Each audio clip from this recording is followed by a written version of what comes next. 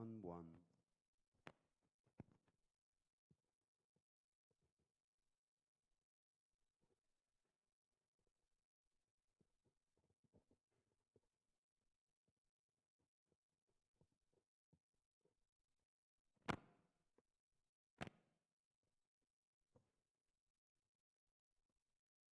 One, one, one, one.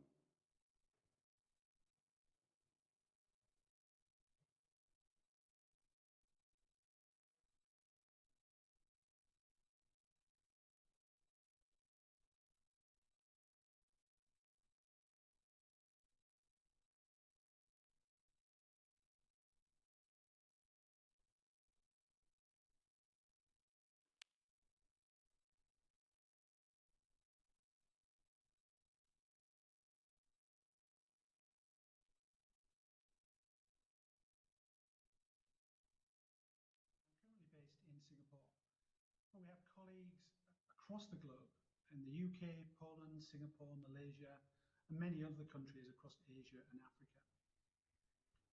As CISRO, I lead the bank's second line of defence for information and cybersecurity, reporting to the Chief Risk Officer.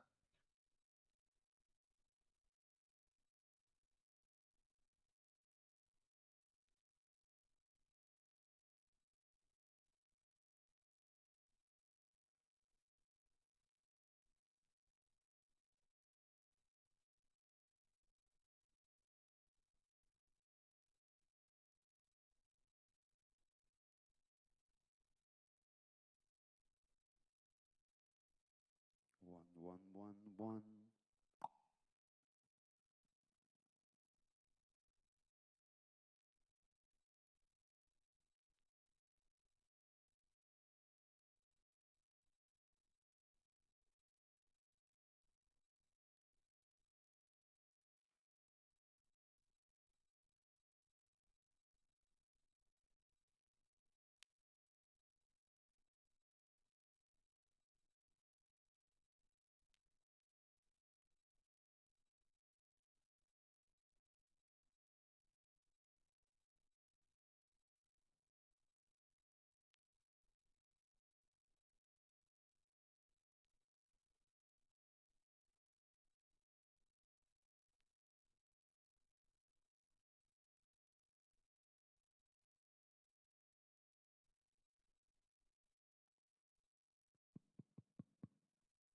One, two, 1, 2.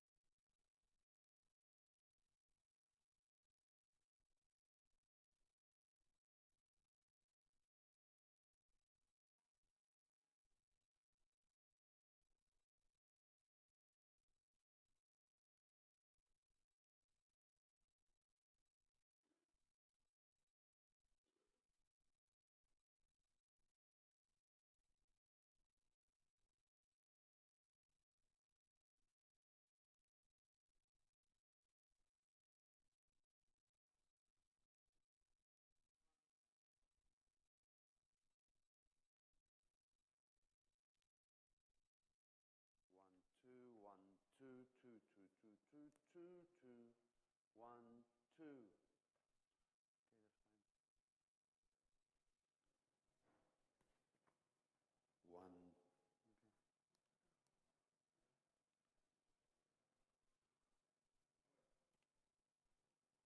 Okay. Sorry. Same as last time.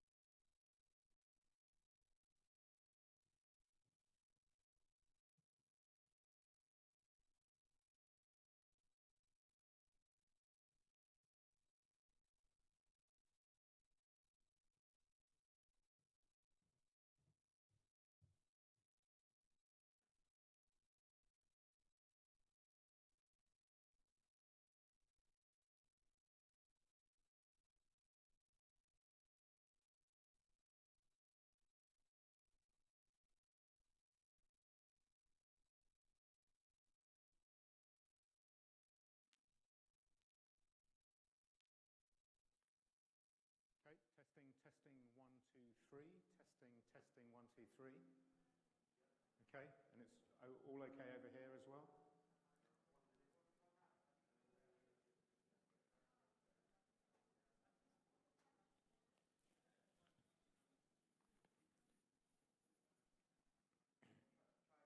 Okay, testing, 1, 2, 3. This is the Cyber Security in Financial Services Conference, 23rd to the 24th of November 2022.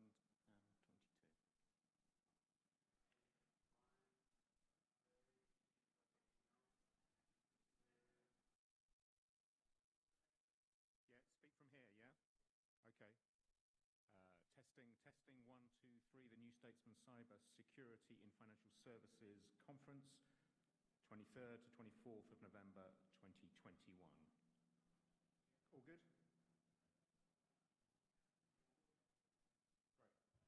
Great.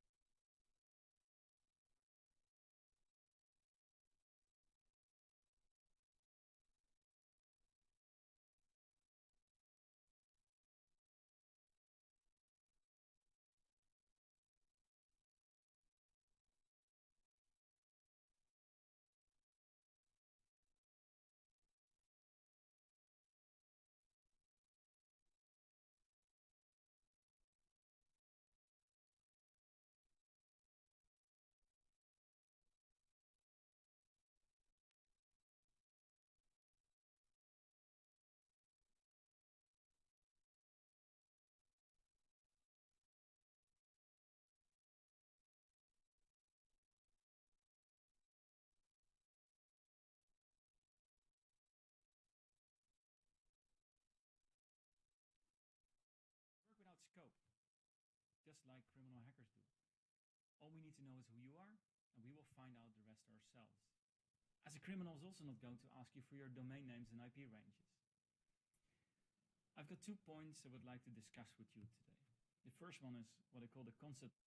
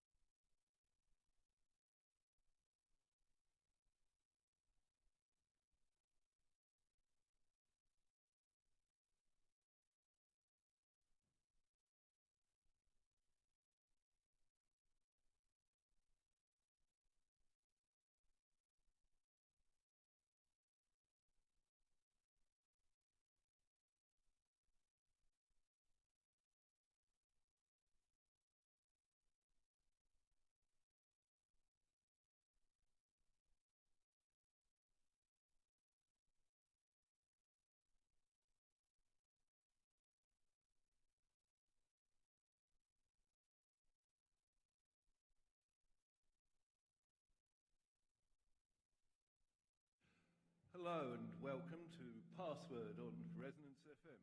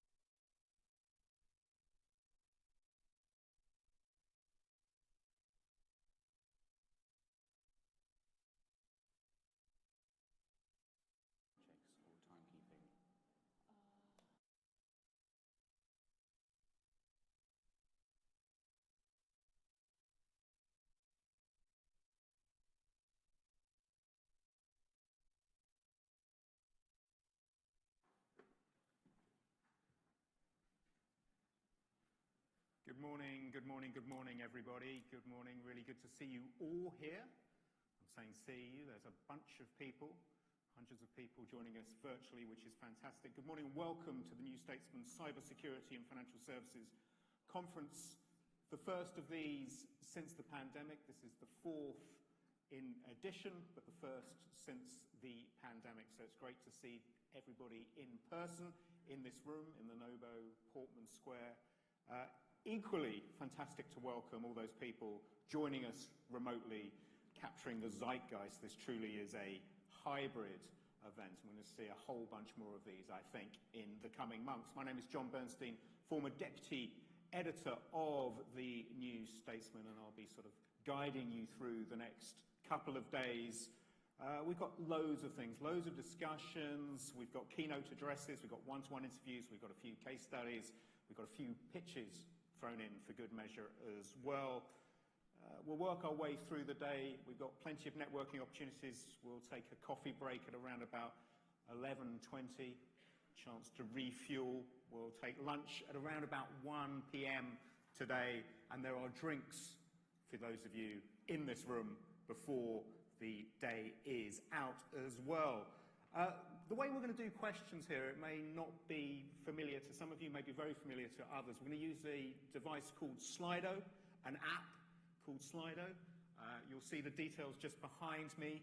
If you go to slido.com and if you use the hashtag NSCyber2021, all one word, NSCyber2021, you'll have the opportunity to ask all our fantastic speakers questions. We'll also have the odd poll question as well, so we'll be asking you some questions as well. So please go there, use that. It feels like the most COVID-friendly, COVID-safe way of doing this rather than handing a mic around among all of you. And it also clearly allows those people joining us remotely to get involved as well. Just a couple more things before we get started. One is a thank you to our sponsors. I think you can see them on the screen behind me. I won't name check them all right now. I'll find a time later in the day to name check them all, but really delighted. We can't put on these events without their help, assistance. So thank you once again to all of our sponsors. So I think we should probably get going. Really delighted to welcome first to the stage Peter Warren. He is the chairman of the Cyber Security Research Institute. He is director of Future Intelligence. He is an award-winning national investigative journalist. He is a former colleague of mine. Not sure if that's that important, but he certainly is. And he's been covering the security beat since 1989, which takes some beating. So please welcome to the stage, everybody, Peter Warren.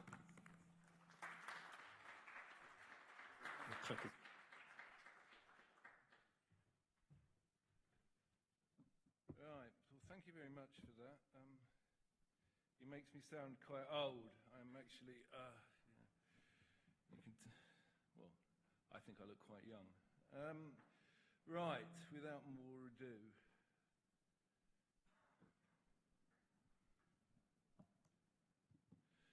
Okay, I'm writing a book at the moment about the regulation of artificial intelligence, which I found absolutely fascinating, because in terms of giving me insight into where the future's going, it's been quite incredible. Those people that I've interviewed for this book are the leading thinkers in future intelligence, people like Professor Stuart Russell, people like Professor John Markov,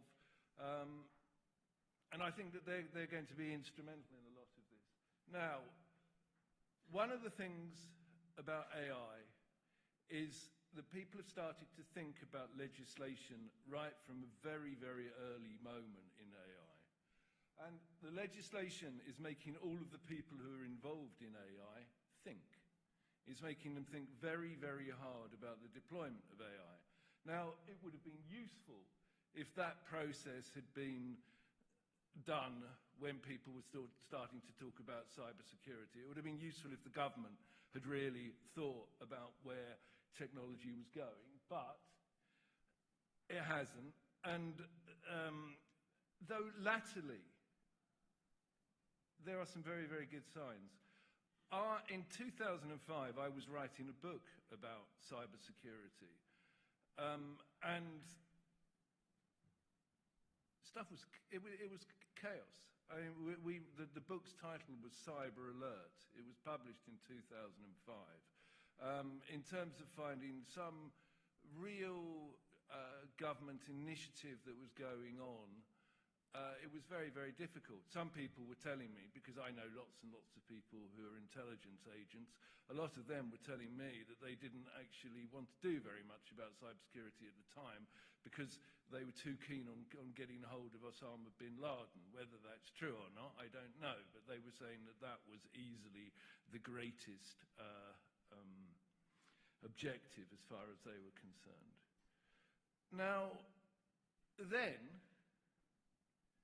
things looked, in this chaotic world, there was no real police response. I ran 2 pieces in The Guardian that said that the police response was completely and utterly non-existent, and that business leaders were clamoring for protection, which they were. I mean, it was incredible. I was just sitting and thinking, this is very, very bad when you've got lots and lots of people from business telling journalists that they want something done. The result of that was that the government then launched the National High-Tech Crime Unit. And I can remember very, very clearly, I think I might have even been reporting for John at the time, that I asked Jack Straw, because he was talking about all of the big sexy bit about how they were going to be catching all of these hackers and how they were going to get a handle on them. And I said, Jack, what about the people on the street? What about the little guy who's lost something? What about the small business? And there was this absolute sort of silence. He looked at Len Hines, and then they said, next question. Half an hour later, after lots and lots of muttering, he came back to me. They'd obviously hatched up some policy on the hoof behind the desk, which was, you know, he said that they were going to be coming up with some mechanism to be able to allow people to report cybercrime. I think it was probably about 3 or 4 years ago that I wrote a piece in the Sunday Times where the head of the whatever organisation had taken over from ACPO and was responsible for cybercrime had told me that the police were undertaking to investigate every single cybercrime. And I thought, Mr. Gould, you're a very, very, very brave man, but I'll report that. And it's sort of, you know, I think we're still waiting for that. But what the government has now realised, and you can tell from their cybersecurity policy, is that what they've got to do is start to legislate on this. And again, I mean, you know, I can go back to another anecdote, which I remember incredibly clearly. I picked up a telephone in my office in Sutton, rang up the Conservative MP Emma Nicholson, who was behind the first PwC data breach report. And I said to her, Emma, I can't believe a word you've written in this because you've got Company A, Company B, Company C. I don't know that these organisations have had breaches. We need to get a handle on this sort of thing. We need to know what is going on. She turned, Emma's a former computer programmer, she turned to me and she said, well, nobody would say what was going on if they had to say it. She's now Baroness Nicholson. And we've seen mandatory breach reporting. So regulation actually does start to do things with technology. Regulation, you know, I mean, I say over and over again, look at the accounting legislation in the US. Yeah, they look at Sarbanes-Oxley in Europe. If there is legislation that forces companies to actually report properly or not to engage in bad practice, then they do it. And so what we're seeing now is the government at last beginning to do something, because something does need to be done. The reason that it needs to be done is because of this deployment of ethics. Well, I find this amazing. Everybody used to take the mickey out of philosophers and people like that. And yet now, increasingly, You see philosophers becoming involved in IT. You see philosophers becoming involved in cybersecurity. You see philosophers beginning to drive ethics in business. And again, why is that? Well, it's because of AI, the elephant in the room. And, I'll give you yet another example of this. I was really surprised to be invited by the Cabinet Office Secretary Francis Maud to a meeting of all of the UK's insurers. And there were people from the cyber insurance industry there, cybersecurity industry there. And I had, because I can be quite forthright and very opinionated, which everybody knows, lots of the people there were saying, we can't give you any figures for cybersecurity. We can't give you any figures for cybersecurity breach. And I turned around and said, well, look, the insurance industry is not going to underwrite a risk that it doesn't know. It will need to have figures. You've got to be able to give them figures. And lo and behold, everybody thought it was a very good idea to have this breach reporting. Cyber insurance has taken off. So legislation does work. This, I actually find, obviously it's his famous speech from John of Gaunt, which I enjoy just for the sheer hell of it being a nice speech. I'm a poet myself. The thing about this is, for a long time, people have been talking about the development of the splinter net. And this is basically what is going to happen now.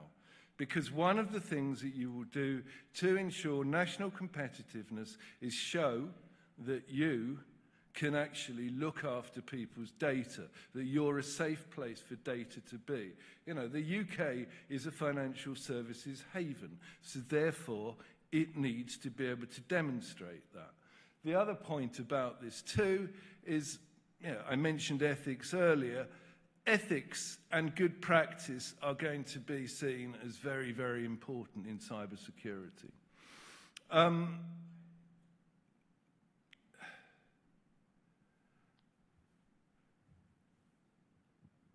And because of that, we will develop, I wouldn't call them walled gardens, but I would definitely call them castles, which I do find interesting. I know you won't be able to see this. This was a top secret document. This is the document that was presented to the government in 1995, November 1995, about cybersecurity. And it essentially set out, this is why I get quite irritated about some of this, because this document set out what needed to be done now. So it's actually taken around, 25 years or so to actually get to the stage that we're at now.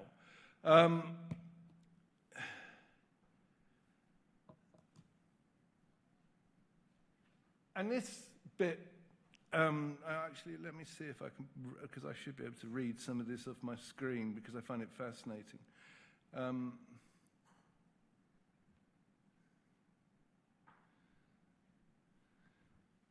The term revolution has been used extensively to characterize the exponential development of information technology over the past decade. Whether 15 years ago, computers tended to automate human activities to achieve speed and accuracy, and in the event of failure, whose functions could be replicated by the manual process, modern systems are extensively interlinked and independent and can no longer be considered to be automated manual systems. Science and technology promises us that in the near future, artificial intelligence, AI systems, will perform many of those functions now done by the human operator. Only limited human control will be required, and most operators will be content merely to respond to that which the sophisticated software demands of them. Sounds familiar, doesn't it? It sounds tremendously familiar. The fact that that was actually being produced 26 years ago is, and that very little has been done, though it is now being done, I do find quite telling. Right.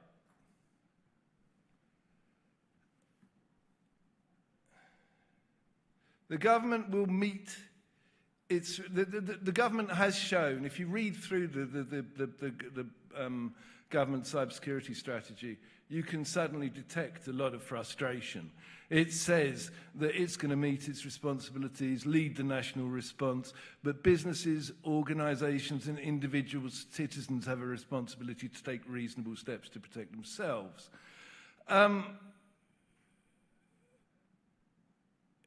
What they're basically saying is that they're going to start to use the legislation I've mentioned at the beginning to start to say that they're going to find people culpable, and that they're going to use that as the mechanism to start driving the adoption of cybersecurity practices, which, again, it is about time. They also say we will not accept significant risk being posed to the public and the country as a whole as a result of businesses and organisations failing to take the steps needed to manage cyber threats. As citizens, employees and consumers, we take practical steps to secure the assets we value in the physical world. In the virtual world, we must do the same. That means fulfilling our personal responsibility to take all reasonable steps to safeguard not only our hardware, our smartphones and other devices, but also the data, software and systems that afford us freedom. Now, I think that is the bit which is the key, because it's the data that is going to be driving integrity. I interviewed the professor of deep learning at Cambridge University, who said that he was invited into the government and the civil servant spoke to him for a long time, and he told him and talked to him about data. And at the end, the guy said, "We talked a lot about data, but why aren't we talking about AI?" And he was saying, at the moment, some people just don't get it. But GDPR and what people are going to be doing with data is one of the things that's going to drag the entire business world into the mainstream. We've already seen this happening with the hybrid office and the development of the hybrid office. That's not going to go away. 82% of businesses say they expect 25%. So they expect their people to be working from home for 25% of the time. GDPR will push through that you have to make sure that that data is protected. One of the things that the cybersecurity industry is really pleased about is the little thing CIA, confidentiality, integrity, availability. The one thing about GDPR is it's the integrity of the data that is going to be the massive issue. Because if you're going to be using databases for AI systems and you can't depend upon them, then you're going to be making errors. And those errors, there was a statistic that I was looking at about 6 months ago, which I think said that some 50 or 60% of databases should be inaccurate within about 2 years' time. So not only have you got this threat of degrading data, you've also got to make sure that the databases in themselves are absolutely sacrosanct. Because in the event of those databases not being sacrosanct, then the government has got something to beat you with, and it's got something to say, you breached, you let people in. So we're now at this situation of raising awareness. And again, there's another reason and an imperative for raising awareness, which is we're in this hybrid world. We're in this hybrid world of the office now everywhere. And to actually make that work, one of the things that the government's hoping to do is to make people aware that they're working from home, and that those practices of working from home they will import into their homes as well. That we will almost get this. When I first heard about this, I thought, well, it sounds a bit like sort of Dad's Army. It sounds a bit like, the Home Guard and so on. But why not? Because if you actually look at some of the ideas, okay, well, I was speaking to the man who's going to be on immediately after me about raising awareness. One of the big problems about raising awareness is you.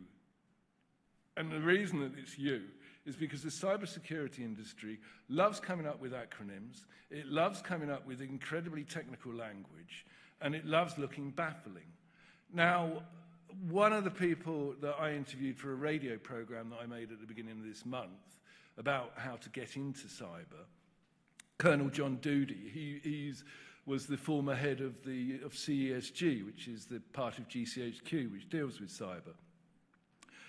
He was saying, I want cyber to be sexy, right? I mean, you are, you know, you look at the films, there you are, you're all clicking away and everything. You should be very, very sexy. But then there's this other imperative that's going on at the moment, which is quite interesting, which is that the information security officers want to get onto the board. And because they want to get onto the board, they want to impress the board with all of the three-letter acronyms and all of that language. And that's a bit of an issue for you. You've got to, if you want to raise awareness, if you want to be in the mainstream, then you actually have to move a little and become a bit more explicable, because after all, that's what Cyber Essentials is, isn't it? I made a lot of the videos for Cyber Essentials, and I was a little shocked at the simplicity for some of that. So there's got to be this sort of give and take at the moment. And, you know, I mean, there's another reason for that give and take, which is, well, we did this program, 500,000 shortfall in cybersecurity jobs across Europe, allegedly. One of the reasons for that is because the industry itself. The industry over-specifies when it wants people to come in for jobs. You know, instead of actually doing apprenticeships, which is one of the things the government's been pushing for, that's not happening, because what you're doing is you say, I want somebody who can do this, this, and this, and this. And you come up with a great big shopping list. And you know, some of the people that we interviewed were the people from Royal Holloway, which was the first university in the UK to set up cybersecurity training courses.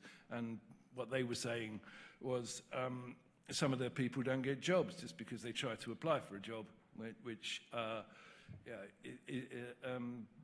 people say they don't have the relevant talent. So there has to be a bit of movement on both sides. In terms of this thing about ethics, I mean, I can't bang on about this enough. Professor John Markov, who is a byword in journalism, he was the technology correspondent for the New York Times forever. He's now at Stanford. He makes the point that ethicists are now everywhere in Stanford. They're everywhere in Harvard. Whereas once there only used to be a few ethics courses, now you can't move for ethics courses. I've made the point about the government going to be using GDPR as a hammer. And I made the point about hybridization, raising awareness. And I think that awareness raising, we're in the 21st century now. This way of working. I can remember I used to have arguments with Andrew Neil about working from home, and Andrew Neil used to say to me, you'll just be asleep. And I said, well, Andrew, you can gauge whether I'm asleep or not by the amount of articles I produce, can't you? So if I can produce articles when I'm asleep, then I think we should write an article about that. So, you know, that was the point where there had to be some trust. And we've proved that trust is there. So the world is changing. That's changing the world for cybersecurity. And as I said, that's changed the world forever. This is just the things I mentioned about the skills gap, just to prove that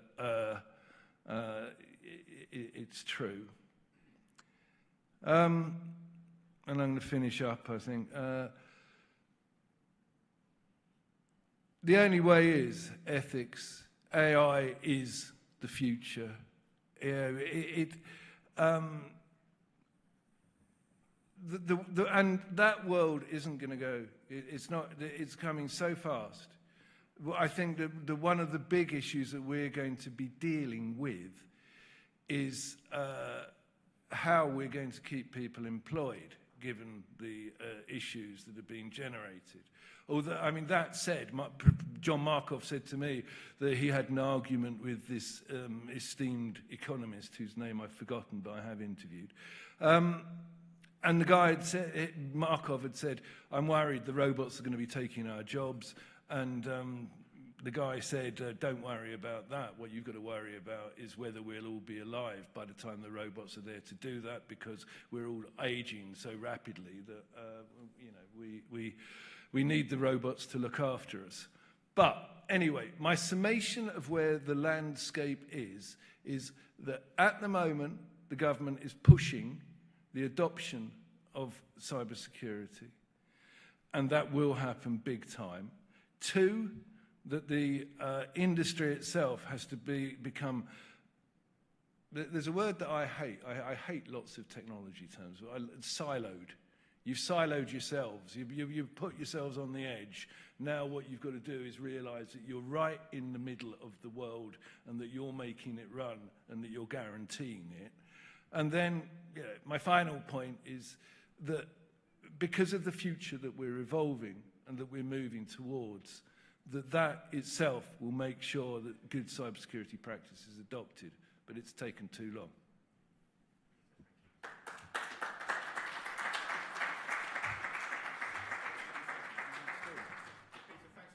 I've got a question on Slido. I'm wondering if we get that up on the screen. We've got a couple of questions from Abdul. I'll take the one that we've got in blue here. Is current regulation on cybersecurity not relevant or mature enough with regards to industry evolution? Should we expect from the government anything? So you were kind of touching on the fact that government was catching up, but it was starting to address it. Yeah, I think one of the very interesting things about the government is that it's at last begun to get a grip. We've seen the National Cybersecurity Council. We've seen a lot of innovations to do with training. We've seen a lot of innovations to do with professionalism. Those are overdue, but the National Cybersecurity Council, one of the things that's really interesting that they're doing, and again, this made me laugh quite ironically and cynically, but that's my job. But they said that, first of all, what the training people wanted to do was define what cybersecurity was, and that and then the second thing that the National Cybersecurity Council want to do is define what job roles there are. So they want to say what a penetration tester is. They want to say, what a log analyst is, and so on and so on and so on. So, but the government has quite definitely got a handle on it now. And to what extent is this just inevitable that the people that make the legislation are always playing catch-up with the technology? I think it's inevitable that they'll play catch-up with the technology. There was another interesting innovation, actually, which I didn't mention, which I had an argument with Charles Moore, the former editor of the Daily Telegraph, about this, because I said that I thought it was scandalous that there were only 17 MPs in Parliament that had science and technology backgrounds. He told me that the day a gentleman couldn't legislate on any issue was the day democracy was dead, which I profoundly disagree with. But and then over a month and a half, 2 months ago, the government announced that it was coming up with an organisation to teach MPs and civil servants about technology. So, and that they're going to do courses and things like that. So I think, you're going to see, now that they've got a grip on it, you're going to see much more of a focus on it. Very good. One more time, Peter Warren, thank you.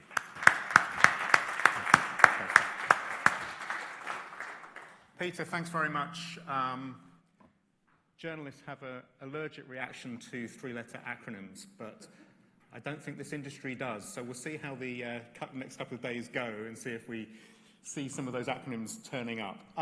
Brilliant stuff. Okay, next up, we are going to talk cyber resilience in the digital era. We're going to do so in the company of Johan Dreher, who is Field Chief Technology Officer at Mimecast. So, Johan, all yours, please. Thank you. Thank you very much, John. Good morning, everyone. How magnificent to be here in front of you today in person. This is probably the second time I've spoken in front of people in probably 18 months, 2 years. I'm not sure. How many of us have been in an in-person event recently? Handful of us. To those online, welcome. Kind of great to see you here. I'm Johan Drey. I'm the field CTO at Mimecast, based in the UK over here. And you know, part of my role and remit is to connect with customers, with partners, with the industry, and to bring the learnings we get from here back into the organization, back into Mimecast and what we do, but also to bring some of the stuff that we do in Mimecast and the industry out to you today. And as part of that, I guess there's two things I wanted to use to set the stage today. The first is email's kind of boring, right? We get in, we open our Outlook, we do some email, if we use Outlook, Gmail, whatever it is, send and receive some stuff. It's kind of taken care of, it's kind of done. Well, yes and no. Yes, it is kind of boring because it's what we deal with and what we do every day. No, because it's still by far the cheapest, most efficient, and quickest way for an attacker to gain access to their ultimate target. And more importantly is the attackers are going to leverage the one thing that we all have, or that we all seek, and that we all try to strive for. They're going to try and leverage the trust of the individual on the other side of that connection. So we're going to talk a little bit about laws as we kind of go through today. We're going to talk a little bit about kind of email and where things are. We're going to talk about how the landscape's changed. But in general, what I want you guys to keep in mind is email is the easiest way to get access to someone, first and foremost. It's cheap, it's easy, it's quick, it's effective. Trust is the easiest way to get someone to do something. One of the biggest things that we all do here, myself included, my organization included, is invest in building the trust of our customers, our consumers, the people that we interact with. And that puts our brand and our corporate image at risk because, guess what? The attackers, and in a digital asset, in a digital age, touching on what Peter said earlier, we've got to learn to protect our digital assets in the same way that we secure and protect our physical assets. That's kind of part of the transformation and journey that we're on. But before we do that, I'd be remiss if I didn't kind of take a look back at what's changed. You know, what's happened in the last year? Well, first off, we've all had to shift to moving from home. Like, that's a dramatic change. That's you know, the world completely turned upside down. People like me who ran teams and said, you've got to be in the office, you've got to be connecting with people, you've got to... we had this concept of you've got to physically be in one location to actually be productive. That's shifted. That's gone. Those borders are gone. The networks we designed, they're gone. And guess what? It's brilliant. It's absolutely fantastic. I do more as a result. I do more around the house. I do more work. I'm up at 10 o'clock at night. I've got half an hour. I've got more energy because guess what? I'm not getting up 2 hours earlier than I need to just to get into the office on time and spend a day in meetings on Zoom that was kind of pointless. If I need to put the washing on, I don't have to stress about getting home at 10 p.m. after that very important dinner meeting, sticking the laundry on, waiting the 2 or 3 hours or whatever it is for that cycle to finish, getting it hung out, getting it dried, everything else. I can just pop between meetings and do that. You know, move from the office to the laundry, put that on, come back, carry on working. Need to do a school run. Simple. Right, just schedule it in. And I can pop out, probably on a call while I'm doing it. Not sensible, but hey, walking meetings. Who here has had a walking meeting with a manager over COVID? Yep. Who here thinks they're a great thing? Who here thinks they're a great thing? Quite a few of us. Okay, well, depends on whether you're on the receiving end or kind of the talking end, right? Because if you're walking and talking, invariably you run out of breath, you bump into someone, you greet someone. What's the feeling feel like on the other side? I never considered that until one of my team members pointed it out. I was like, oh, okay, yeah, good point. Also, how much sensitive information could you divulge in public while you're in that walking meeting? So at the school run, taking that all-important conference call, could you really talk about that customer name? Could you talk about that situation that's happened? Well, you've got to evolve, you've got to change that. And then there's what affects all of us in this room, all of us online. We've had this huge acceleration of digital transformation. Satya Nadella said we've had 2 years' worth of digital transformation in 2 months. So the infrastructure guys, hats off to them. They've been phenomenal. We've moved leaps and bounds forward very, very quickly in a very short space of time. We've stood up systems. We've enabled people to work from anywhere. I've got friends who work in endpoint or device sales, and they had a field day last year. They could not, they didn't sleep for about 3 months as they tried to fulfill orders for laptops, mobile phones, tablets, collaboration software. I've got consultants who are still trying to figure out when they can fit sleep in because they're shifting organizations from on-premise digital infrastructures into the cloud-based tools and systems at a rate. And as part of that process, you've got to enable productivity. You've got to enable the new way of working. What happens is that you start to allow people to work from anywhere. I had team members who went and traveled Europe for 4 months last year over the summer. I was monumentally jealous, I'm not going to lie. But every week, every month, they were on the road, they were in a different country, they were working, but the productivity wasn't impacted, and that was amazing. But of course, all of this comes with challenge, right? All of this comes with risk because, well, that device, that endpoint, we used to be able to access it, and access used to be constrained and controlled based on the environment that we're in. I had network access control. I had certificate-based authentication on my workstation. I had location-based access to specific systems. All of that had to switch overnight. Your home network became your corporate network. Not only just your home network, but your colleagues and your other colleagues, and every single person out there. You had people working on devices sat next to their children who are doing schoolwork. You had devices being used for multiple tools. Our corporate policy couldn't pivot and couldn't move as quickly as what we needed to be able to support the environment. Parents sat there going, I now need to school children online. I don't have a second device for them to use. So we start sharing devices. Other parents and other families had children sat on a network, and I was talking to Peter about this earlier, is don't let the children use your corporate machine in the office. You don't know what they're doing. They don't have the awareness that we have today, and they don't have that cyber street smartness to know where to click, and what to do. Give them their own computer. But it can't stop there because, well, guess what? They're on Fortnite. They're on Roblox. They're on websites. Who knows what they're actually doing or what that device that sat next to your corporate device is going to be downloading and gaining access to.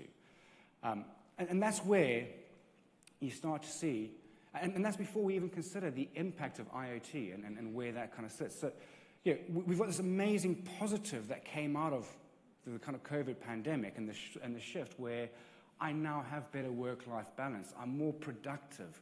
I don't need to be tied to an office. My employer doesn't need as much office space as they had before. So they can be, we've got entire buildings being sold off by different organizations, raising capital to reinvest to then become a more productive organization.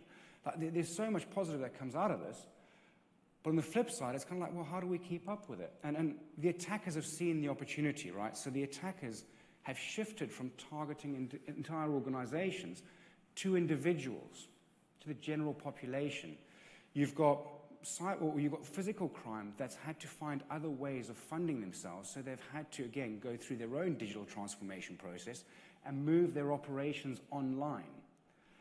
And when they do that, they don't target specific organizations. They shift the focus to targeting, guess what, the general public.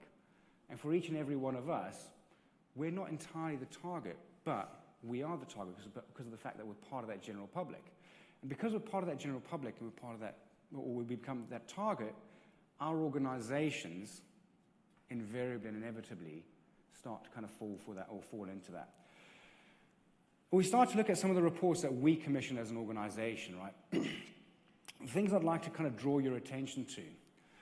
It's on the right over there. You start to look at, and we're analyzing generally, for those that don't know what we do, part of what we do is we scan and track the number of clicks that people do from URLs within an email for any of our customers. And when that happens, if it's safe or it's unsafe, we either block or permit the access to it and that kind of stuff and provide the reporting. But that gives us intelligence. And when we looked, you can see how it kind of trends fairly static. There's a couple of spikes. And then as soon as the pandemic hits, look at that pronounced jump that happens there. All of a sudden, I don't have that person sat in the cubicle across from me that says, hey, I just got this email from Phil that says I've got a pay rise. Should I click on the link or not? Did you get it? Are we expecting it? I don't have that conversational entity, so therefore my trusting nature, my distractedness, my relaxedness at home, or my more kind of relaxed composure at home, means that I'm more susceptible to take action. Coincidentally, or not, when you look on the right-hand side over here, the small little graph is 2019. The small little bar on the extreme left of the kind of piece is 2019. 2020 is the bigger blue bar, and then 2021 is the green bar. So you start to see how the attacks and the types of threats that we're seeing are on a steady increase. And in fact, it makes a marked jump around March and stays high, March of last year, and stays high consistently throughout. The attackers know this, and even worse is they're focusing that specifically on leveraging the brand. So they're creating laws that are relevant with the events and with the scenarios that are there, and we'll talk a bit about that in a second. And then they're tying that into the brands and the organizations that we trust. And when we start to look at, none of these organizations have done anything bad, by the way. I should point out here, like Microsoft, Adobe, Standard Bank, anyone that's on this list, this is the top 10 brands we saw over a two-month period being impersonated. They had their logo ripped off, they had their website taken, copied or cloned, they had an attempt taken to capture credentials or capture card information using their organizational login page. What can they do to stop that? Well, there's a bunch of things they could do to stop that, but you can't prevent it entirely. You can't stop someone standing up a similar domain name. You can't stop someone scraping your website. You can't stop that. All you can do is react when that's happened. And a lot of this is accelerating, is driving, because we've seen the rise of malware as a service. Campaign days are becoming condensed, and we'll see an example of this in a minute. Ransomware has been in the mainstream news. Well, guess what? Well, it makes sense. It's easier to get access to people. People are on VPNs. Once you're on the VPN, you get into the data center, you can spread. Colonial Pipeline, we've got so many examples, Colonial Pipeline being the most recent or most notable. Sender impersonations on the rise. Again, no rocket science here, but at the end of the day, if I can't sit there and say, hey, Glenn, I've just got this email from Sally, is Sally really going to be sending me an email? I'm losing that personal verification and validation. It means it's more effective. Attack volumes on the rise because they're cheaper and easier and quicker to stand up because of the evolution of the threat. There's plenty of examples. The lures switch. We started out with kind of COVID lures and impersonating the Johns Hopkins COVID map. There's a site that was stood up and impersonated that. To the shift that happened more recently where we're starting to return to home, and we've got things like your vaccination status, vaccine passports in the US, are you double vaccinated, proof of, log in here, provide your credentials, show us that you've got a negative COVID test. All the way, we've seen things around Tokyo Olympics, we've seen things around the G20 summit. The laws shift, and typically the way this happens is quite rough and ready, right? So you'll typically see script kiddies are very quick to pivot. They're the first ones going to go, oh, look, here's this big new event that's coming up. Let's create something. It's rough, it's ready, it kind of gets launched, and they're very opportunistic about it. Organized crime tends to be slightly slower. And when I say slightly, they're ever so little bit slower. And what they do is they take what the script kiddies started out with, and they start to refine that and to touch it up to make it more effective, and then they launch it. And the net result is that you get really, really effective campaigns that are highly emotive, that leverage and exploit the trust of the brands that are out there. And when you look at, and they stand down very quickly, and kind of, I guess, the way I read this graph and when I look at it, and this is out of the Sunrise to Sunset report, what you see here is by the time you get to a 0 day, about 50% of your victims for any attack have been taken care or have actually clicked on the link or have fallen for it. What's more interesting is at day 0, so once a site is listed as malicious on most of your detection metrics and detection systems, it takes at least about 4 hours for everything out there to update. And in fact, even up to 8 hours later, there's still victims clicking on and falling for that attack, or there's still successful attempts at that attack. And that's quite frightening. So even your zero-day protection, zero-day detection, isn't enough to stop these threats. We've got to shift the way that we work on it. And again, to reference back to what Peter said, is I'm a fundamental believer of we've got to try and demystify most of what we do. We've got to make it relative to our employees, to our people, to our families, to our friends, to the people around us.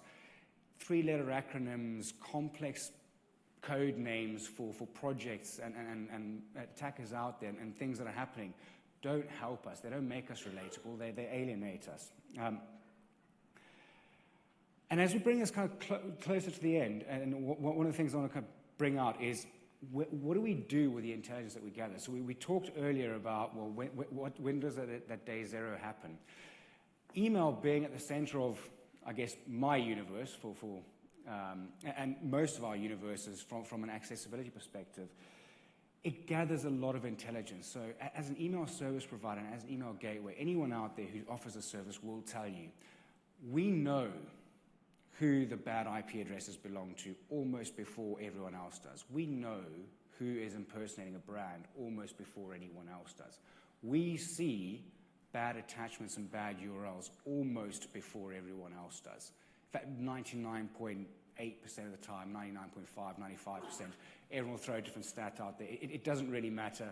We do see that stuff first.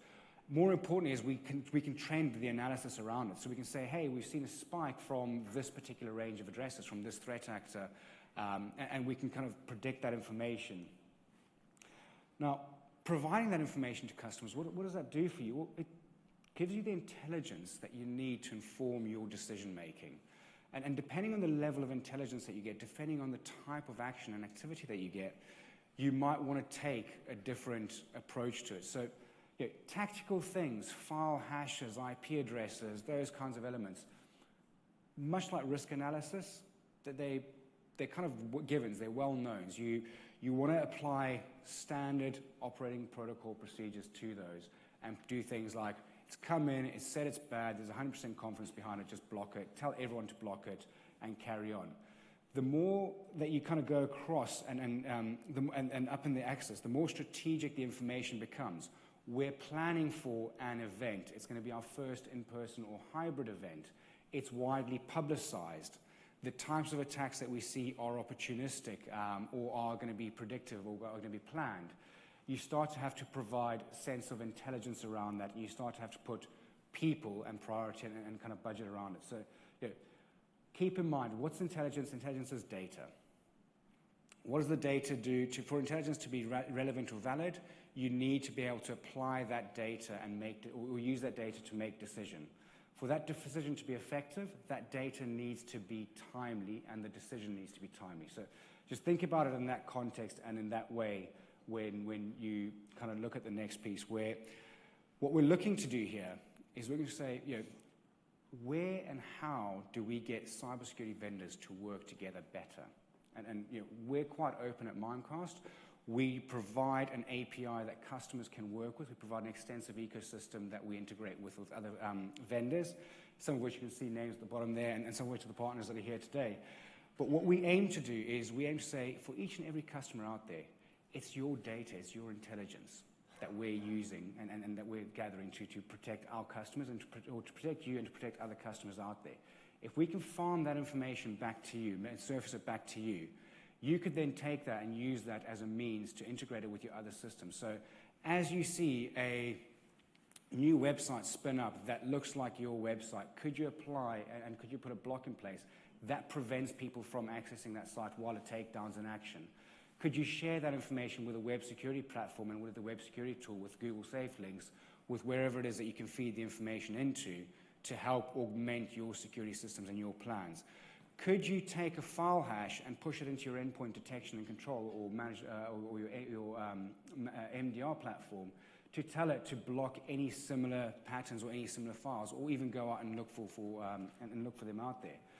Could you trigger an event in an orchestration, automation, and response tool to take further action beyond that, create incidents? All of this is key to informing that kind of bottom left and help you create the tree that allows your teams and your organizations to move up and focus on the more high-value aspects and elements. And at that point, I'm going to kind of stop and pause and invite John back up here for the Q&A. But if you do get a chance, do come by. We've got a team that are sat here just as you enter the door, so stop by and have a chat with us. I'd welcome a conversation a bit later. Johan, thanks very much.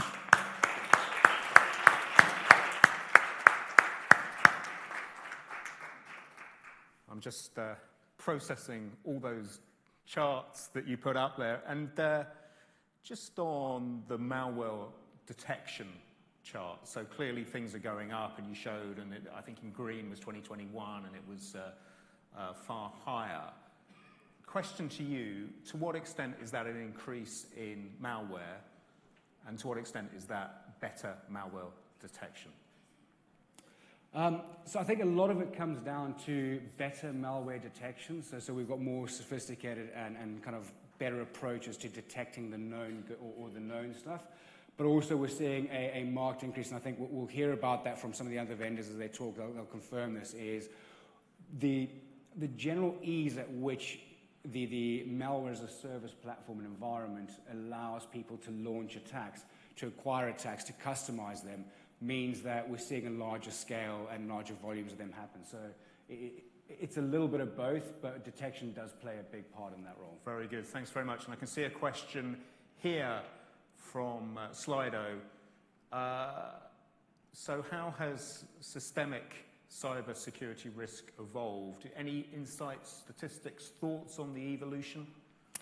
So I think systemic risk-wise, it goes back to, for me anyway, I think it goes back to the rapid digital transformation we've gone through. The infrastructure teams have done a great job of getting us online and making sure we're productive anywhere.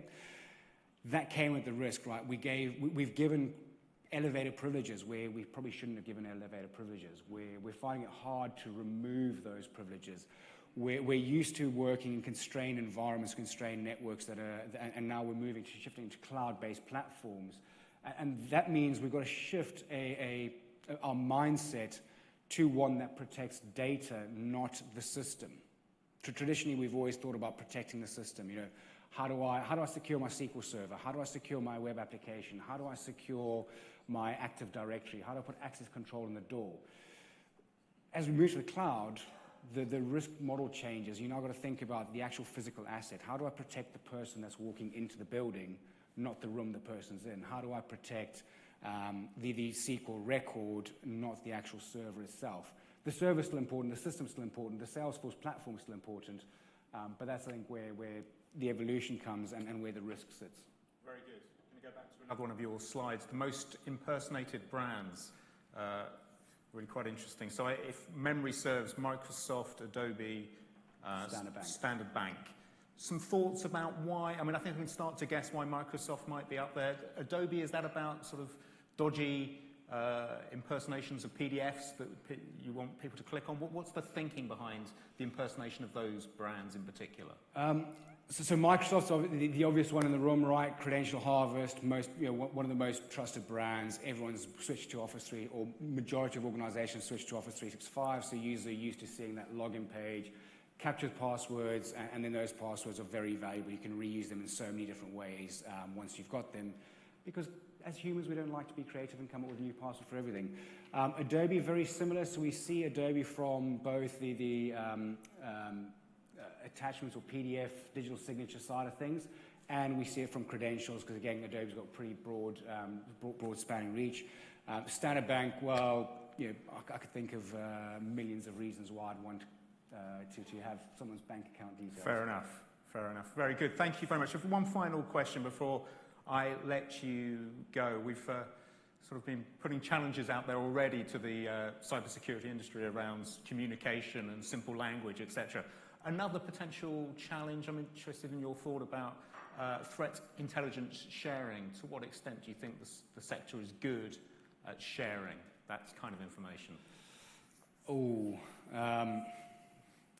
My view on this is we don't do enough. and probably resonate with a lot of customers. I think what we see is vendors and the I guess commercial model of organizations is that we're going to be competitive. We want to protect the crown jewels, so to speak, and intelligence is seen as our crown jewels. I think as a cybersecurity industry, we should be doing more to make the threat intelligence that we gather available more widely and more generally. We should be looking at how do we talk and how do we integrate systems with one another, even when there is a sense of competition.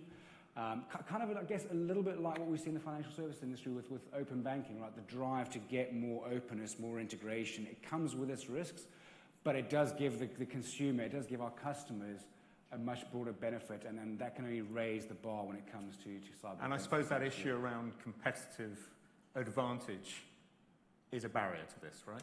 It's a huge barrier to it. I mean, at the end of the day, we are all here to make a living. We're all in business to grow our organizations, to continue to create shareholder value.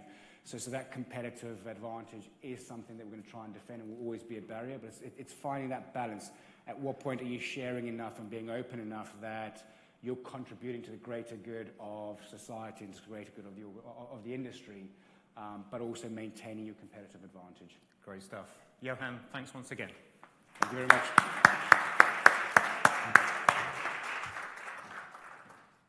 Okay, we're going to shift gears slightly. It's first panel discussion of the day, how to be secure in an age of rapid digital transformation. I'm going to invite our three panelists, Andy, Emma, and Ed, onto the stage now. Give us a couple of minutes to get set, and then we'll get going. So if you wouldn't mind coming up onto the stage now, that would be great. Thank you.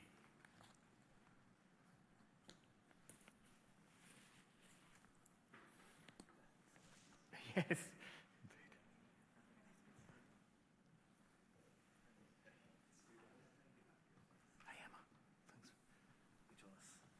Anywhere you want, anywhere you want. One thing to say, grab that. There's a little red button there. If you just press it down for about 3 seconds.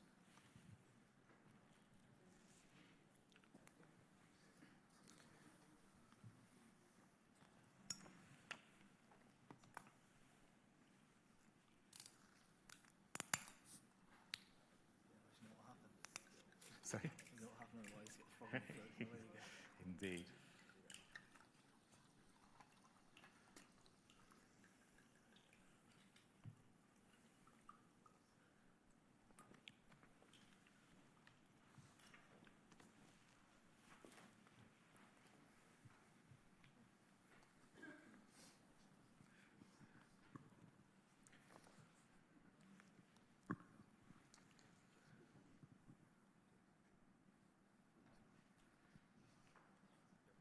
Okay, the water has been poured. We think the mics are working, but we'll find out in due course. As I said, this discussion, how to be secure in an age of rapid digital transformation. I guess before the how, we might want to consider the why.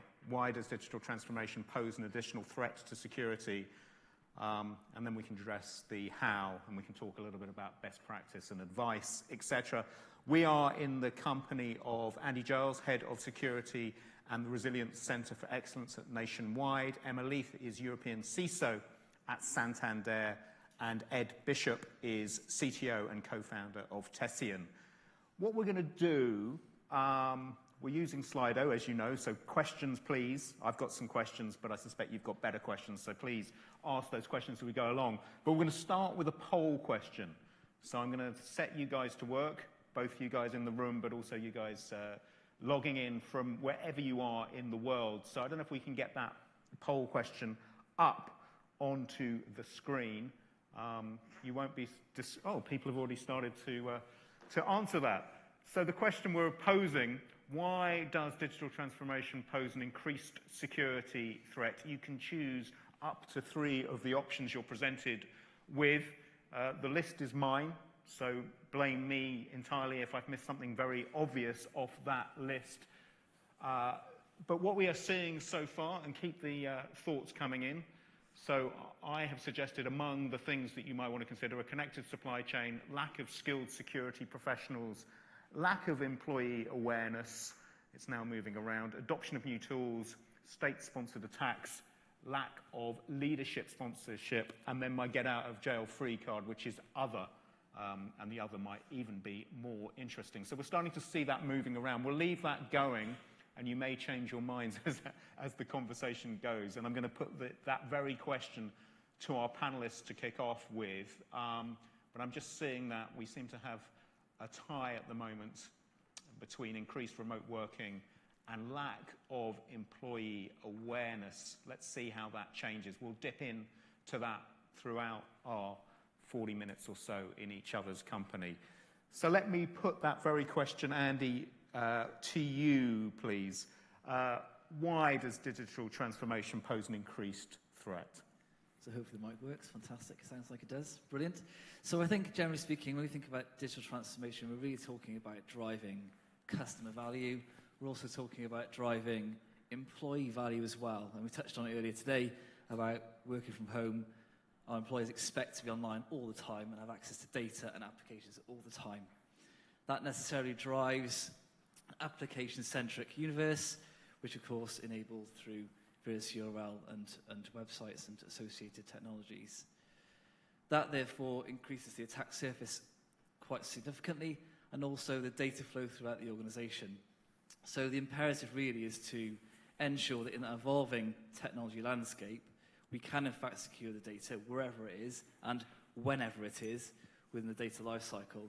And I think more pointedly, it also means as well that we're buying more than building, which means we have to place more focus on how we assure and continuously secure our supplier and fourth-party ecosystems. I'm just looking at that list, increased remote working. Andy, to what extent is that recency bias? Is that increased remote working, would you put that very near the top or at the top of your list, or is that recency bias? I think it's a bit of both, and I think the statistics actually speak for themselves with regards to malicious clicking. I do have a view, particularly in the banking sector, whereby remote working security has been quite a focus for some time, actually. So what we saw was a scaling of something that was already quite ingrained in the organisation with regards to remote working generally. Where I do see absolute parallels with the concerns we have in the industry are where we see regulated activities like call centre moving into the remote space, and that has placed a huge emphasis on how we maintain secure service that is regulated and keeps our members safe. Very good, Andy. Thanks very much. Emily, Santander, same question to you, broad question. Why does digital transformation pose an additional risk? Yeah, no, thank you, John. So absolutely, I mean, in terms of digital transformation needs to be a number one priority for your customers. It's really making sure that organisations remain relevant, they keep innovating, can get faster to market products and innovation to the customer. So when you put that backdrop in terms of new technology, the speed with which new technology is delivered, and also how digital transformation is called a transformation because it transforms across the whole organisation. So from security professionals, I actually think it's the lack of skilled security professionals that are able to sort of transcend, as well as working in the back office and very more traditional infrastructure and sort of network security and SOCs, etc., to be able to truly partner with your digital officer, your product owners to make sure that we have security by design, and we're not applying the same policies to the digital world because they do need to be transformed as well. So that skills issue, that's about skills of the practitioners, the cybersecurity practitioners, rather than the skills elsewhere in the organisation. I do believe so, because I have seen a big shift in recent years of everybody across the business in terms of their awareness of cybersecurity. I mean, Johan mentioned it earlier that many cyber criminals are targeting individuals. So we are finding in Santander that it's a big pool for more and more of our time, more of our expertise. And it's really the challenge on is to get the breadth and depth of security professionals that can respond to that and partner with the business. And in terms of security being baked in, for want of a better phrase, are you an optimist about the future? Do you think we will become more secure as things go along, or are we always going to be in the situation where we are fighting fire? I'm always an optimist. People who work with me will know that. Absolutely, we have to. We're dead in the water if we don't. And you can see when, under times of pressure, that's where organisations really do work together. And as a security industry, I know that we will transform ourselves and be on the upper hand. But it will take time, and there needs to be a recognition that it needs to happen. And I can see one day soon that security is not an afterthought, it's not a nice to have, it's a core part of functionality of everything that we do, everything that we build. So mostly we're leveraging technology, protocols that were designed 20, 30 years ago without security in mind. We are seeing, and we need to start seeing more sort of from the ground up, security being baked in, as you said, John. And I do have positivity that we will be able to rise to the challenge.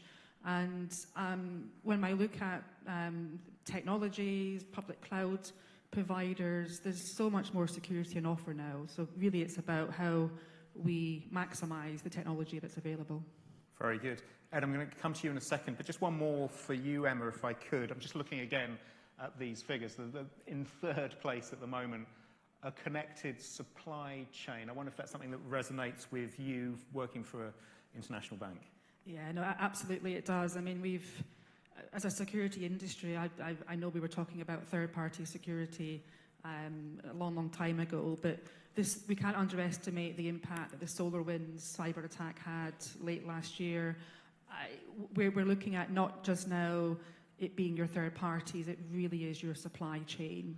You know, the downloading, the updating of software. If you can't trust that, then you've realised that the risks now permeate through your whole environment. So it is a big concern.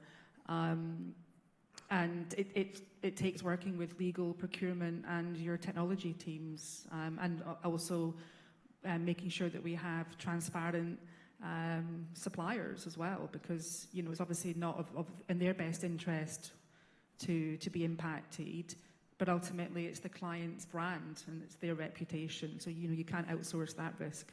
Very good. Thank you very much indeed. So Ed, the big broad question: why does digital transformation pose an increased security threat? Thank you. Is my mic working? I don't think it is. Let's see how we. Hello. Okay, well, we can just switch. Okay, thanks for that. So I think, I agree with everything that's been said. I think we have maybe a slightly different angle and approach at Tessian, and maybe I'll pull together increased remote working, lack of employee awareness, and lack of skilled security professionals, and try and thread the needle on all of those three. And I think it is... I think with the digital transformation and working from home, I think it's more. I think we would argue that it's maybe less a lack of skilled security professionals, and now you just need to think of all of your employees as security professionals. They are not used to working in an office, and now suddenly they're working from home. They're getting distracted. They maybe don't have the tools that they had once the network speeds are lower because they're having to work through a slow corporate VPN.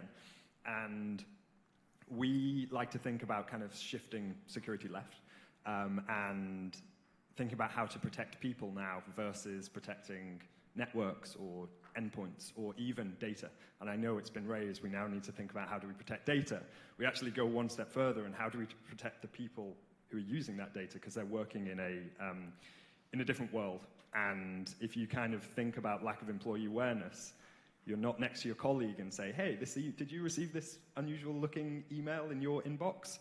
You're maybe just going to take action on that email. You're going to click that link. You're going to download that malware. So we think about kind of, you've got your network, you've got your devices. They all need protecting. Very important. But also, how do we now think about protecting people? How can we train them? How can we make them more aware so that we rely less on these maybe training programs that used to work in the office where you could all get everyone in a room and do annual training, and kind of move it more to a world where you're using 10 file sharing cloud services, or you're using different corporate VPNs, etc. So it's kind of our kind of take on it and how we think about, protecting people, not just devices. And that is now more important in a world of shifting digital transformation. And Ed, that anecdote that you raised, that idea of just sort of turning to your neighbour and saying, did you receive this, what do you think? It's not the first time it's been mentioned, even this morning. So when I thought about remote working, I was thinking about the sort of the footprint extending and that being a risk, but you're suggesting that it is behavioural as well. I think it's everything, and that's what makes our jobs very hard, right? And behavioural is just one element of it, but I think it's an important and maybe previously overlooked element of it. Another anecdote that we saw, and we have the data to support this, is as soon as all of our customers went to remote working, we saw data exfiltration spike. What does data exfiltration mean? It means corporate sensitive documents and emails, etc., suddenly getting exfiltrated to non-business, non-trusted. What does that mean? It means people sending to their personal email addresses. Why? Because they're just trying to get their work done, and we hadn't enabled them and empowered them to do their best work. We had suddenly we were like, oh, you need to use this VPN, which hasn't been battle tested with the entire company. It's maybe been battle tested with 5% of the organization remote working. So people are just trying to do their jobs. So then they send documents to their personal email accounts without thinking, and now they've gone and broken lots of client data privilege. Data has moved from Europe to the US and is now sat in a public cloud somewhere. And this is just people trying to do their jobs. So I think it's for us to think about how those behaviors change, learn those behaviors, and we would argue invest in technologies that can automatically learn those behaviors and then better protect people as their behavior changes. Security needs to change with their changing behaviors. Very good, and we'll start to sort of unpack some of the best practice. But I just want to stick to this idea of lack of employee awareness, and you've spoken up for the employee in a sense and said, you've got to make it simpler. But Andy, I wonder, I'm reading a Forrester stat here, 61% of CISOs believe their employees will cause the next data breach. Do you believe that? I certainly agree that it's a huge risk. What I would say is that it's not just about the employee doing the day job on the laptop. It's the points that Ed just made. It's also the people that actually implement security in the first place. So if you think about the CI/CD, so continuous integration, continuous deployment, to avoid the acronyms, pipeline, the people that build the applications that drive transformation also need the awareness to secure that code in the first place. And it's actually not that common. And those folks need awareness as much as the person who receives the phishing links, which are numerous and voluminous and frequent, as much as the guys that are doing the actual transformation itself, I believe. Very good. Can I put that 61% figure to you as well, Emma?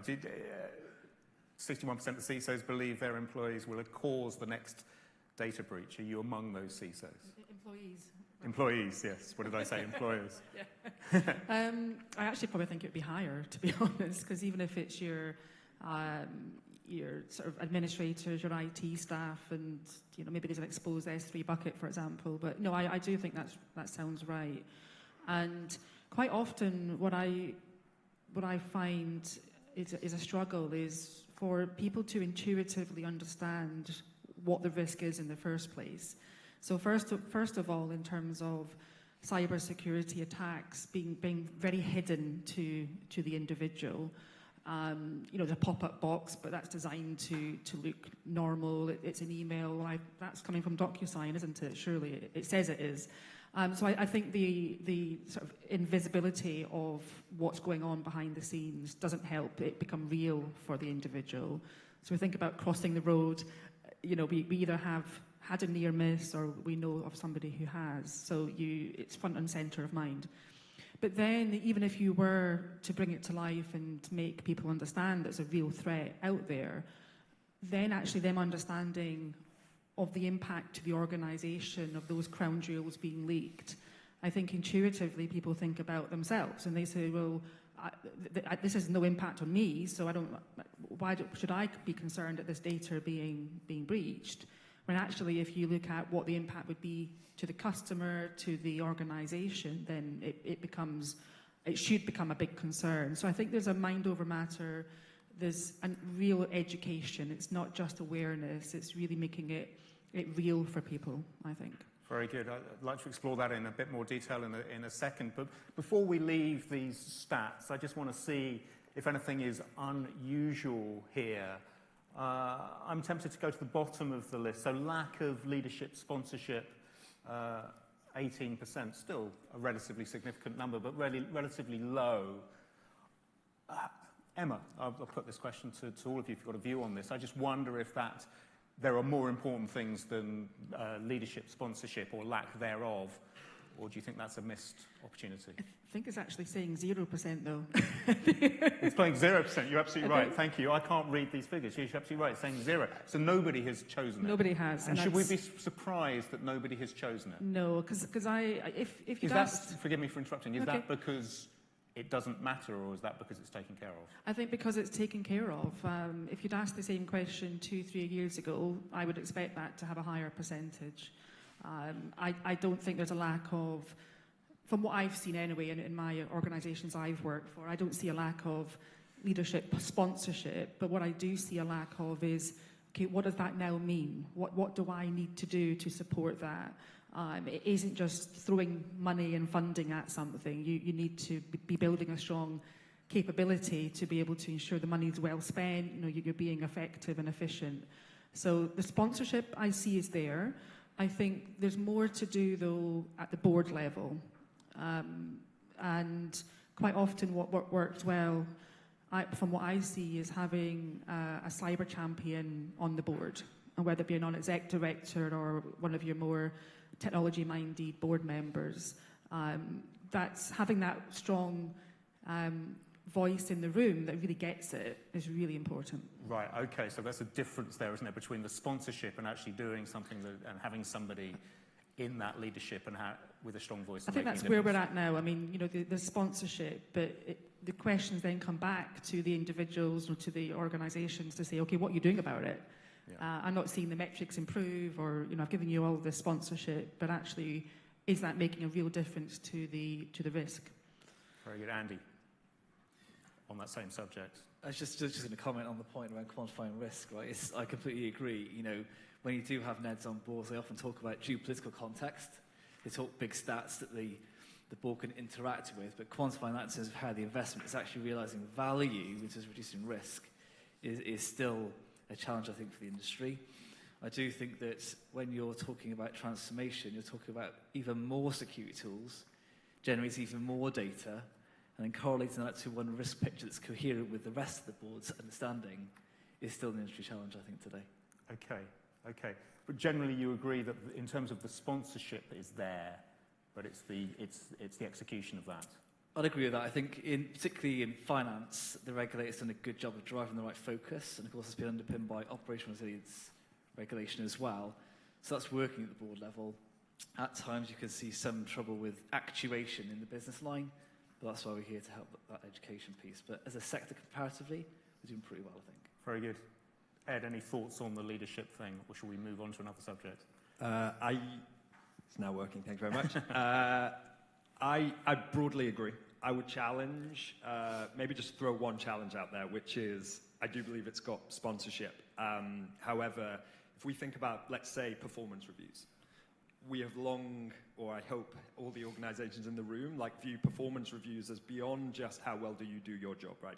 You think about the team, you get kind of how well do you align to the company values is all part of performance reviews. Why is security awareness, why is security not part of performance reviews? Why do we talk about security as a negative thing, and you click your phishing links and you have a negative score and it's bad?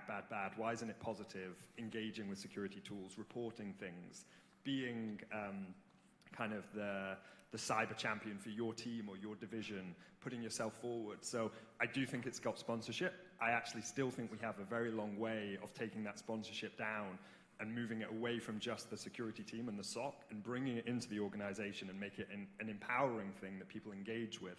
So that's kind of the only challenge I would put. I still do think we I don't know if the employee thinks that it's got that much sponsorship. I think they hear a lot about it, but I don't know if they feel that it is core to their day-to-day job. And I would love to see security and understanding of data and where data resides and how important data is for them and their customers as a part of everybody's job. And I think we'll get there. I think we're maybe 5 years away. Very good, thank you. Before we leave this poll, let's look at it one more time, and if anyone wants to pick anything out from this. So we've still got increased remote working. That's 2/3 of people in this room and elsewhere have put that on their list of up to 3 things. Then lack of employee awareness at 61%. Adoption of new tools is now equal third with a connected supply chain. Lack of skilled security professionals, and then state-sponsored attacks, and lack of leadership sponsorship. It's still at 0. That's very reassuring that it's still at 0. Andy, is there anything else you would pick out from that list? Adoption of new tools, is that something that's obvious? Is that part of the digital transformation? Is that specifically part of the remote thing that's going on? I think it absolutely is. And we referenced earlier about continuous deployment integration. So, tool sets and capabilities like Kubernetes, like Docker that run your environments nowadays. Securing that fabric itself is absolutely fundamental. I'm not entirely convinced in the industry we've got a grip on how proprietary technologies can be effectively secured, because much security is still based on the principle level. And the skills to do that properly is in short supply.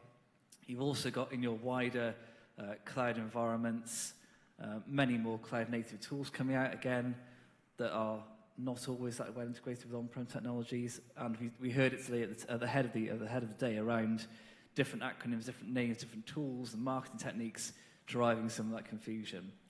And that really can be countered with good strategy, with good execution and good measures-based security management. And just explain this for the uninitiated, potentially just me, but in terms of, you talked about the tools security being at a principle level. What do you mean by that? So that will be, you must supply access control, you must supply awareness, you must monitor your systems. That's all well and good, but actually implementing that at every level throughout the environment is much, much more complicated and does require that skill base to do effectively and sustainably. Very good. Okay, I think we've seen that, which is great. We'll please keep questions coming in. We've got questions, which is fantastic. I will come to those in a second. He checks the time. We've got plenty of time to get that in. Before I think we need to talk about best practice and some advice in a second, but just, Emma, SolarWinds, you referenced it. It seems to become the go-to reference in terms of this sector and this subject. Why is it so resonant? Why is SolarWinds so resonant? Yeah, so I think the way that the attack happened, and you could see it as punching a hole through all of your traditional cyber defenses. So, you're trusting a software upgrade from the vendor.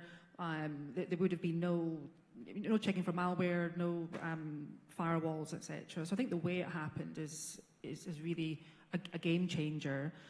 But then the scale with which it impacted many, thousands of organizations from US government to Microsoft. And ever since that time, and we knew this would happen, we have seen a massive increase in security vulnerabilities being known, being published. So the challenge is now on to ensure that your patching regimes can stay up to date with those. So I think it's more the after effect, that what it's leading to is really a game changer for our industry. Very good, very good. And I kept previewing the fact we talk about best practice and some of the solutions, the ways of addressing these threats. Can I just get a thought from each of you before we turn to these questions? Emma, I'll start with you in terms of thoughts in terms of addressing these threats and in terms of best practice. Yeah, so I think if we bring it back to digital transformation, we need to really embrace digital ourselves in the security industry. So move away from traditional network firewalls, have really leveraged software-defined networking. If you're moving to a public cloud provider, leverage their security capability, have it fully embedded into your pipelines, have maximize APIs, but having really well designed and secured. The APIs really can be your entry point into your environment, which moves away from the need to have a network firewall with thousands of rules. You can be very very pointed at how you control your environment, but still allowing self-service and innovation within there. And I think just lastly, do your threat modeling, really maximize threat intelligence. Johan, earlier in his presentation, he mentioned about the need to share more threat intelligence, and I completely agree. But I do think the financial services industry in the UK is world leading in the way that we are working together in a non-competitive way with governments, government agencies, the regulator and banks to ensure that we have that threat intelligence sharing and we have a joined up approach to the response. Does that sharing have its limits?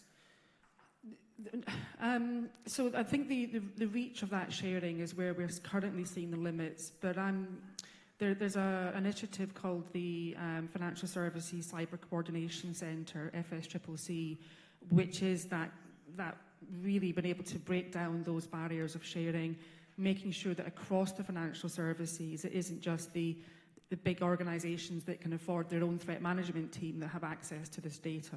So I'm seeing the data being shared. I do absolutely we could go further, and I think actually joining up solutions would be a good way of doing that. We have cases where we've opened up threat intelligence platforms, and we all contribute into that. But there's definitely more that we could do. Very good, very good. I'll probably get your thought on that in a moment, Andy. But Ed, in terms of best practice, I think you've touched on a few things already, but give us a view from Tessian. Yeah, sure. So, I mean, if we think about it from two angles. First angle is technology. That's what we spend all of our time at Tessian doing. We really believe in using kind of dynamic, adaptive approaches to technology. So moving away from a kind of legacy, rule-based, policy-based world, which kind of pretty much broke as soon as we all had to go to remote working, and deploy kind of behavioral approaches, so understanding end users, giving the users bespoke protection. So as soon as security is top down and pushed down from the SOC, it has to be generic. It has to be one policy for everyone. Yes, you can slice and dice by organization or by role, but essentially it has to be managed by centrally somewhere. If you think bottom up, you're thinking each individual end user, what data do they use? How do they operate? How does their behavior change to their neighbor, or now not their neighbor, their virtual neighbor? And they should be protected in different ways. Someone in finance dealing on this project should be protected for someone in HR dealing on, recruitment.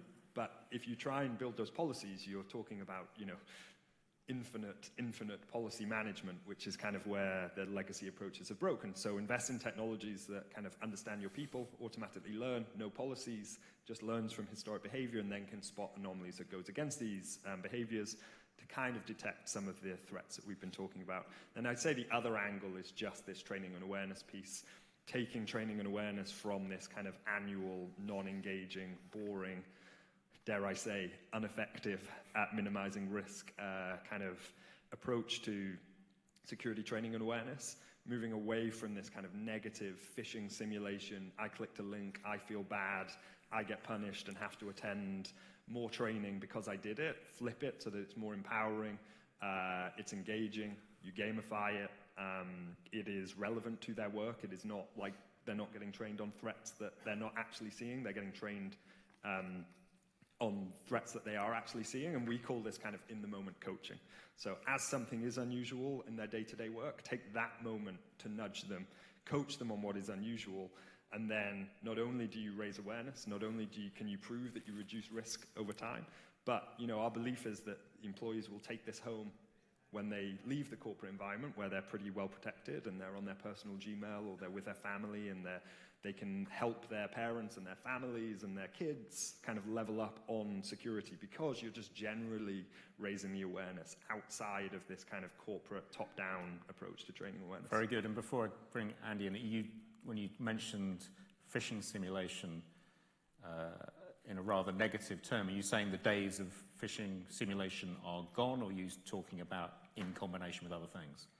I think the concept of it is good. I think it's executed relatively poorly, or the tools that are given to our customers, or, if you look at the vendors for phishing simulation, there are some interesting companies out there trying to rethink this model. I ultimately don't think kind of training through trickery works. I don't think it is empowering. I don't think it's the future. But I think I understand why we're doing it. We are trying to simulate real risks that an end user might see. I just think we can do it in a different way. Ed, thanks very much. Training through trickery. Interesting. Best practice, Andy. Best practice.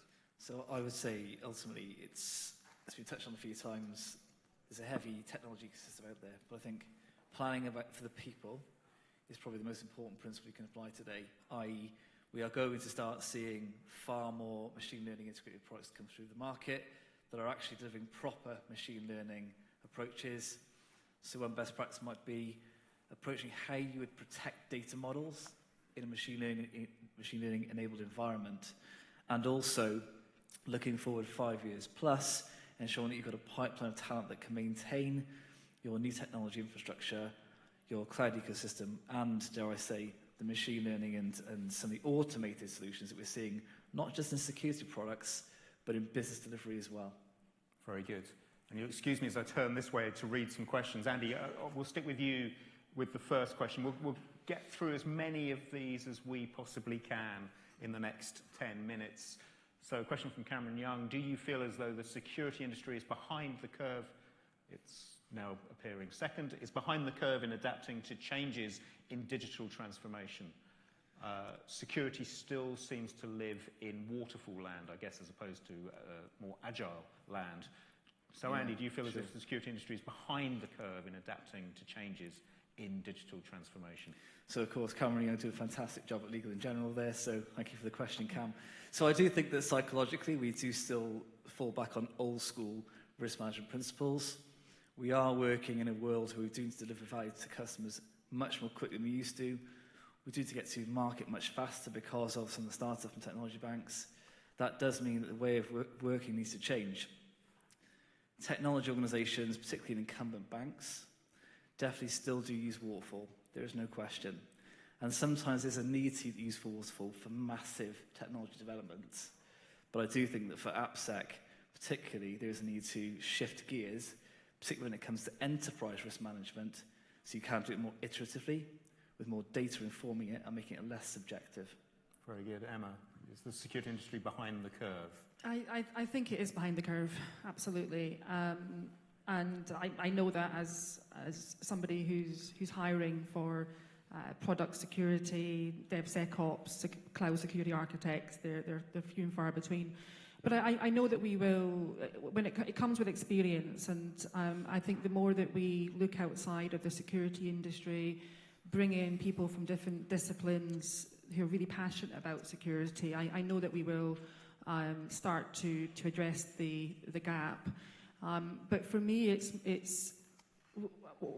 I think the principles, the security principles will always apply, but it's the knowledge of how to apply them at what time and to change the ways of working and the methodology so that we make sure we have adaptive security that is can support agile rather than slowing it down. I mean, it was mentioned about shift left. I think our understanding of the developer community, sort of CI/CD pipelines, how to secure Kubernetes and containers, that really needs to improve because that's where the organizations are going. So if we don't pick up the pace and educate, whether it be from universities through to the constructs of security organizations, then we will continue to be behind the curve. Emma, thanks very much. Ed, behind the curve? Question mark. I mean, I'm very optimistic. I'm positive in changes that we're seeing. Tessin is an 8-year-old company, and the conversations that I'm having with CISOs has dramatically changed over the last 8 years. Companies are investing. They are used to working with newer technologies, behavioral-driven machine learning technologies. They have started to see the benefits. I think probably of the last 5 years, they were sold a lot of, they were overpromised and underdelivered on the kind of approach to machine learning and investing in those technologies, and I think it really is here to show impact and improve risk reduction now. So I'm generally optimistic. I think for large organizations, it's very hard to operate like a 200-person,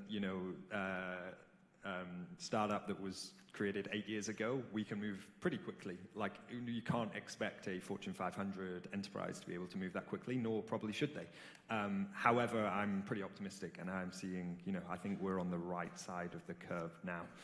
So yeah, just to add a bit of positivity to the conversation.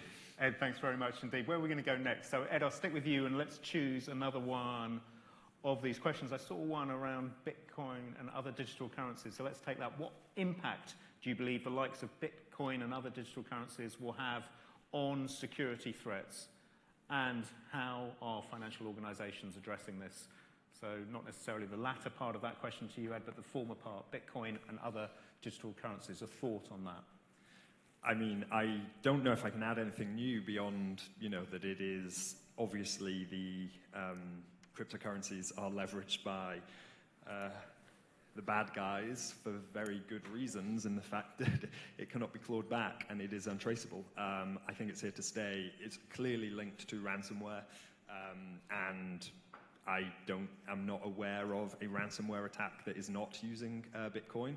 I do know of organizations that do keep Bitcoin on balance sheets because of the threat of ransomware and the ability to react incredibly quickly. So clearly organizations are prepared for it. I don't know if there's anything new. Maybe some of the other panelists will have some kind of insights into newer threats, but tied to ransomware, it is clearly the currency of choice for good or bad reasons. Let's find out. Emma?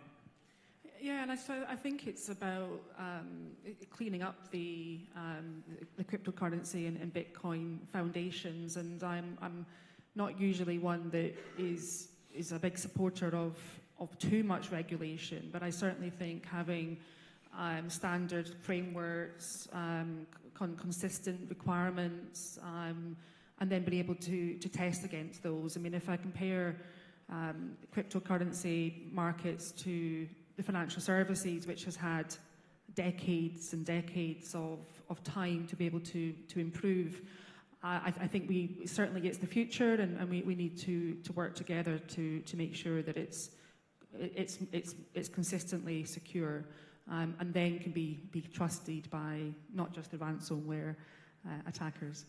Andy? So this is a fantastic question, and I think there's probably two tenets to this. I think the first thing is that for financial services today, particularly that use cloud technologies again, the biggest risk would be for those technologies to be abused for things like crypto mining. Right? And that's a key thing. Of course, the point that Ed made around with regards to ransomware still remains a problem. I also think that it depends on which way the regulator goes with regards to digital currencies generally. The Bank of England is starting to take a position and starting to socialise the notion of a centralised digital currency that in our lifetimes may well replace the countries we're used to today, or certainly the methods of payment. If and when that does come to fruition, that might well impact the wider digital currency market. It might drive prices up, it might normalise prices, but either way, it's here to stay. I agree with that. What's incumbent on banks now, again, is to start planning for the future as to how that, essentially the encryption infrastructure behind that, can A, manage the demands and keep secure the digital currency, but also keep it green as well. Because unless we can prove that we're being green, or we're already pushing those targets, we're going to become less competitive as we adopt those technologies. Very good, very good. I think we've probably got time for one more question. And again, Andy, I'll start with you. We'll work our way across the panel. And it's a question from Abdul. And Abdul is going to ask one question per session all the way through, to be the first person to ask a question in every session, which is very good. And this is a nice, interesting question. One of my senior MD colleagues worried about lack of diversity when he tries to hire to his fraud team. What are your suggestions to improve diversity? And I guess diversity in all its meanings, sort of changing the makeup of that that group so you have different thinking and people from different walks of life? Andy? Yeah, this is a fantastic question, and as someone that has recruited folks who are diverse into teams, I can attest to how valuable that is. I think it's about keeping yourself honest and not just talking the talk. So, for example, rather than hiring for people that look like you, that sound like you, that have gone to the same school as you, give people a chance. People that display the behavioural indicators, people who are intellectually curious, people who are able to articulate well, but also engage with people on a meaningful level, who haven't got all the right qualifications but show potential, might be worth a chance. I'd also highly recommend casting your net much wider than your immediate region, particularly in our situation. The remote working change and culture has allowed us to recruit from across the UK, whereas traditionally would have done it in the Swindon area. So that's another way you can do it. And also look internally. What about folks who aren't in fraud but may have done some work in HR? They know how people think, act, and respond to things, which is critical in driving fraud protective behaviours. Very good. Thank you very much. Emma, please. Yeah, and I completely agree that it's having a diverse cybersecurity and fraud organisation is really, really important. It's really close to my heart. And our organisations are diverse, so your fraud teams and your customers are diverse, so your fraud teams need to be as well. I think everybody, hiring managers, whether they're recruiting internally or externally, they need to be aware of their unconscious biases and challenge those.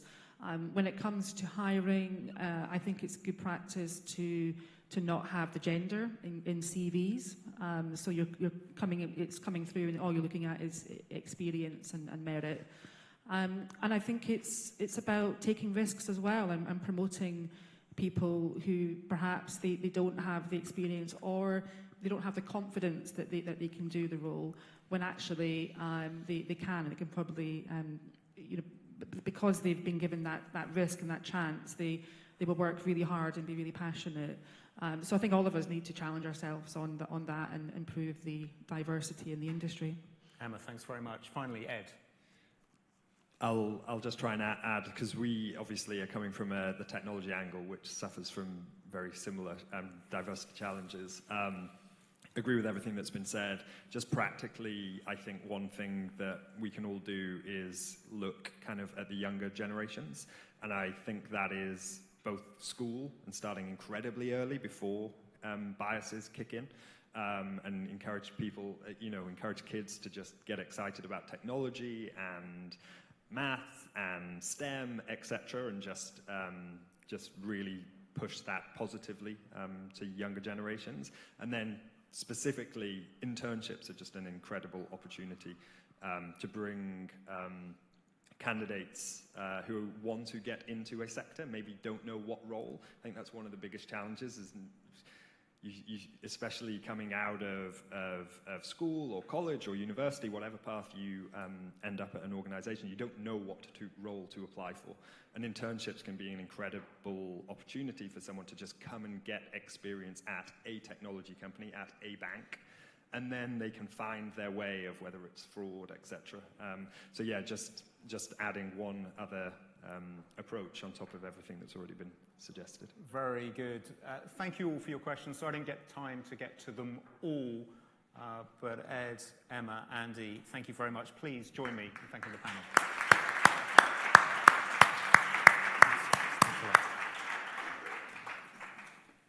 So as they leave the stage, we've got one more speaker before we break for coffee. It's not a 3-letter acronym coming up. It's a 4-letter acronym, which may be okay, may pass the test. We're going to talk about the dawn of DORA, Digital Operational Resilience Act. We're going to do that in the company of Ilias Chansos, who is the Global Privacy Officer and Head of EMEA Government Affairs at Broadcom. Ilias, please, all yours.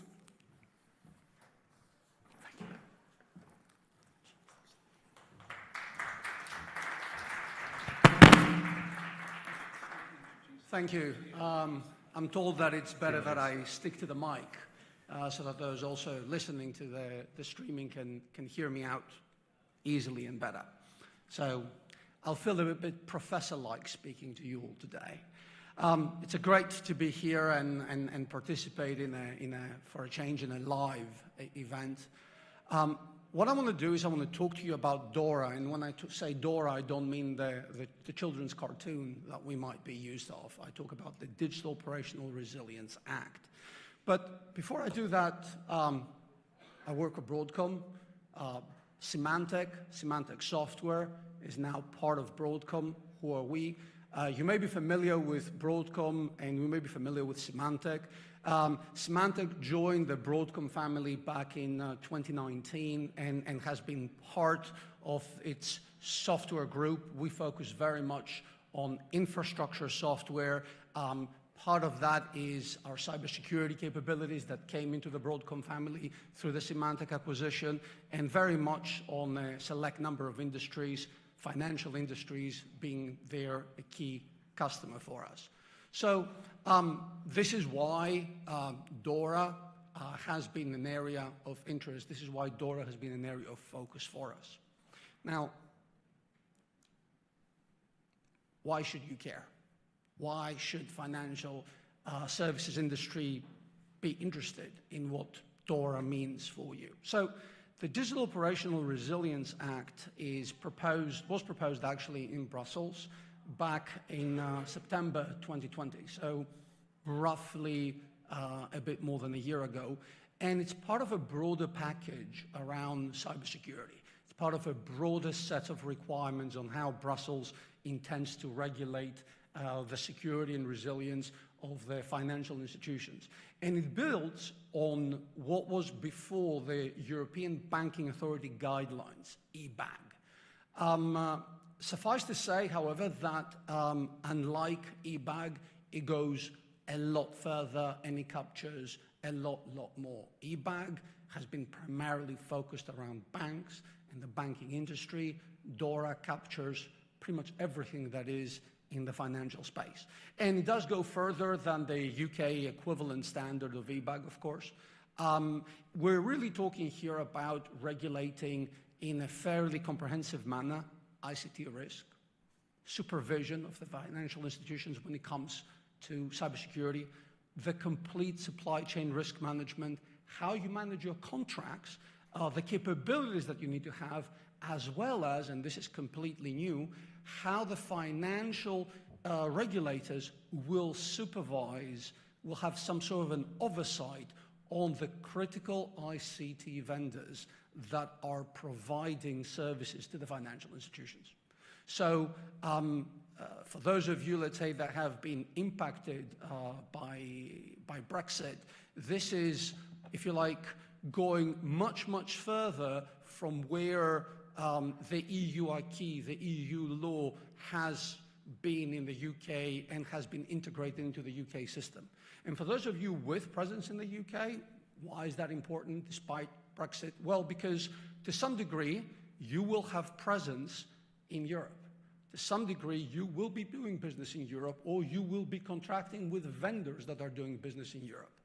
And they will be covered by DORA.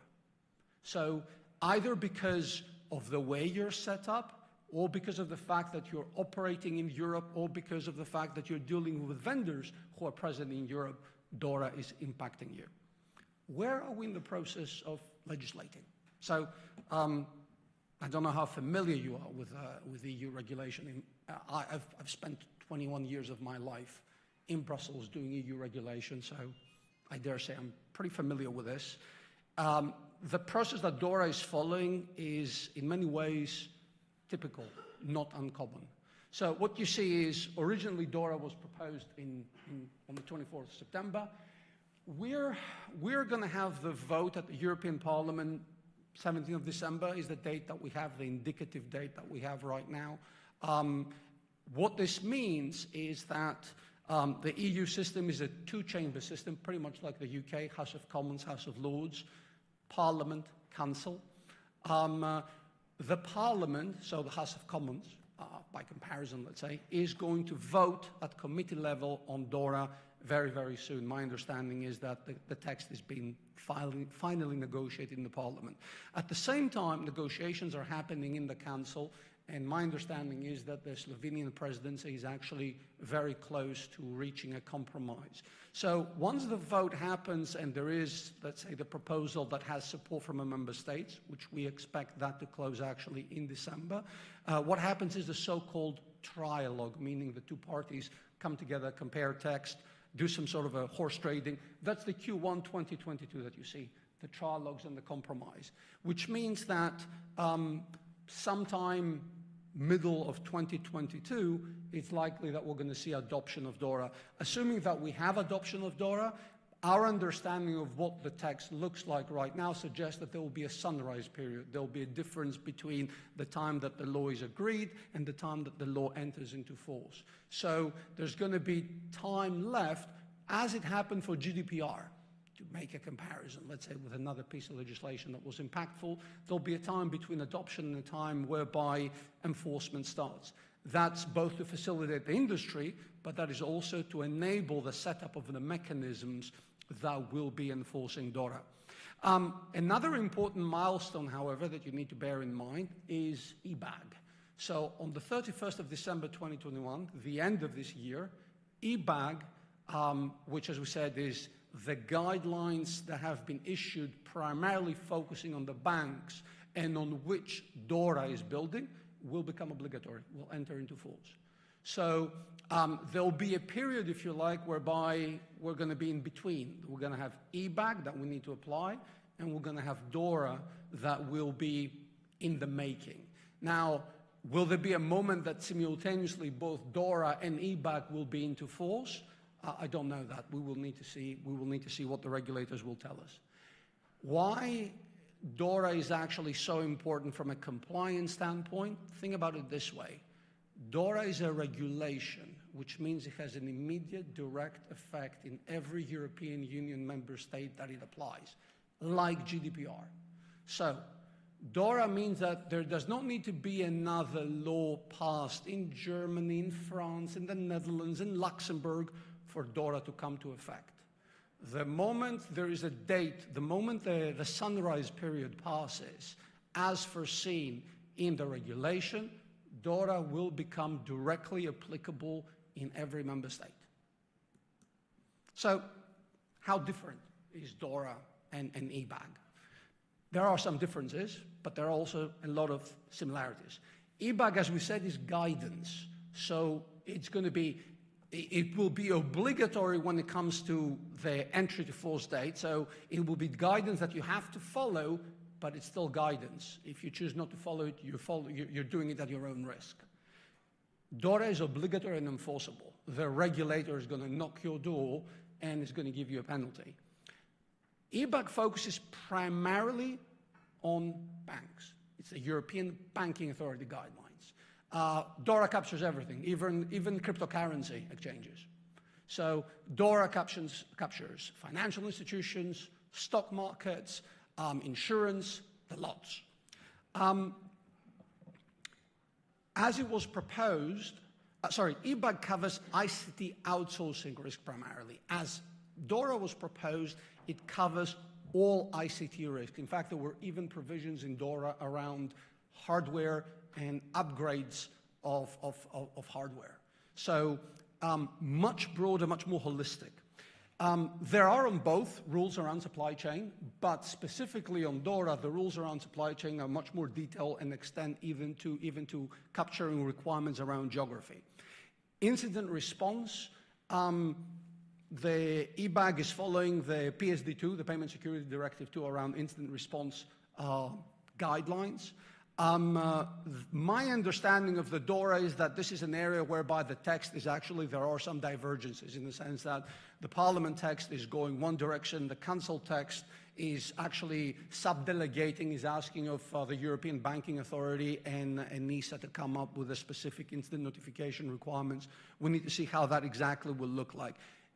Certainly one of the proposals is to stick to the current status quo, so 4 hours plus the possibility to delegate incident reporting. There are very clear security assessment requirements around DORA, especially on things like obligatory penetration testing, cyber, threat-led penetration testing. And on eBag, there's no governance framework for critical ICT vendors, whereas DORA introduces a full-scale governance framework for ICT vendors. Now, how difficult is it to get ready for DORA? What kind of lift is it that we're talking about, considering that this may be something that you may be confronted with in the next 24 months?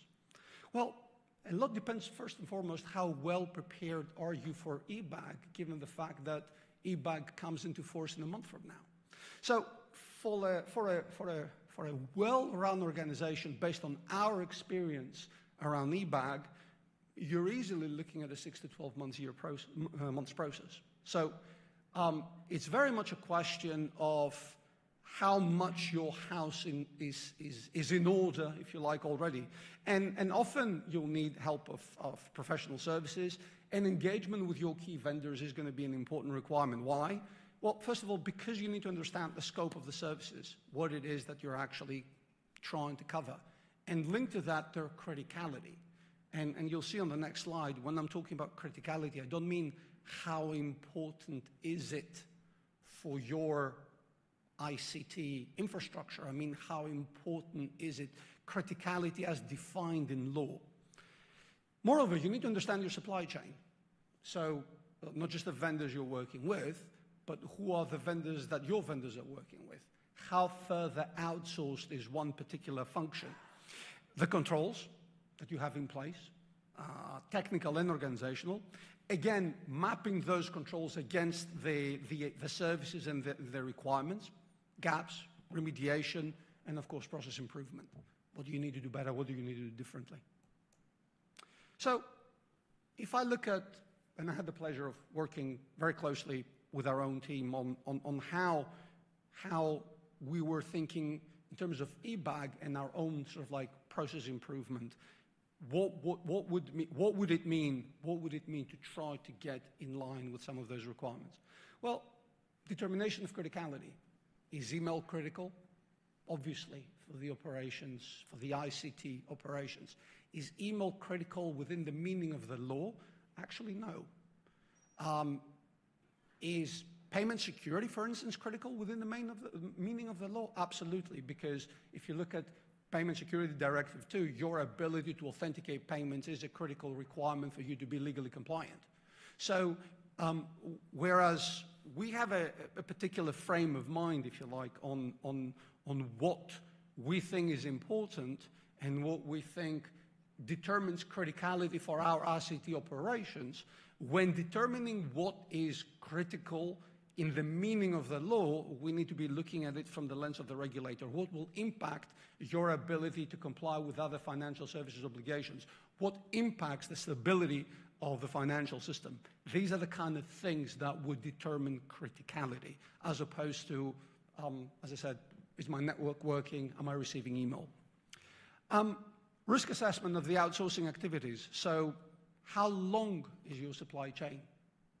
To what extent your supply chain for critical functions depends from services outside of the European Union?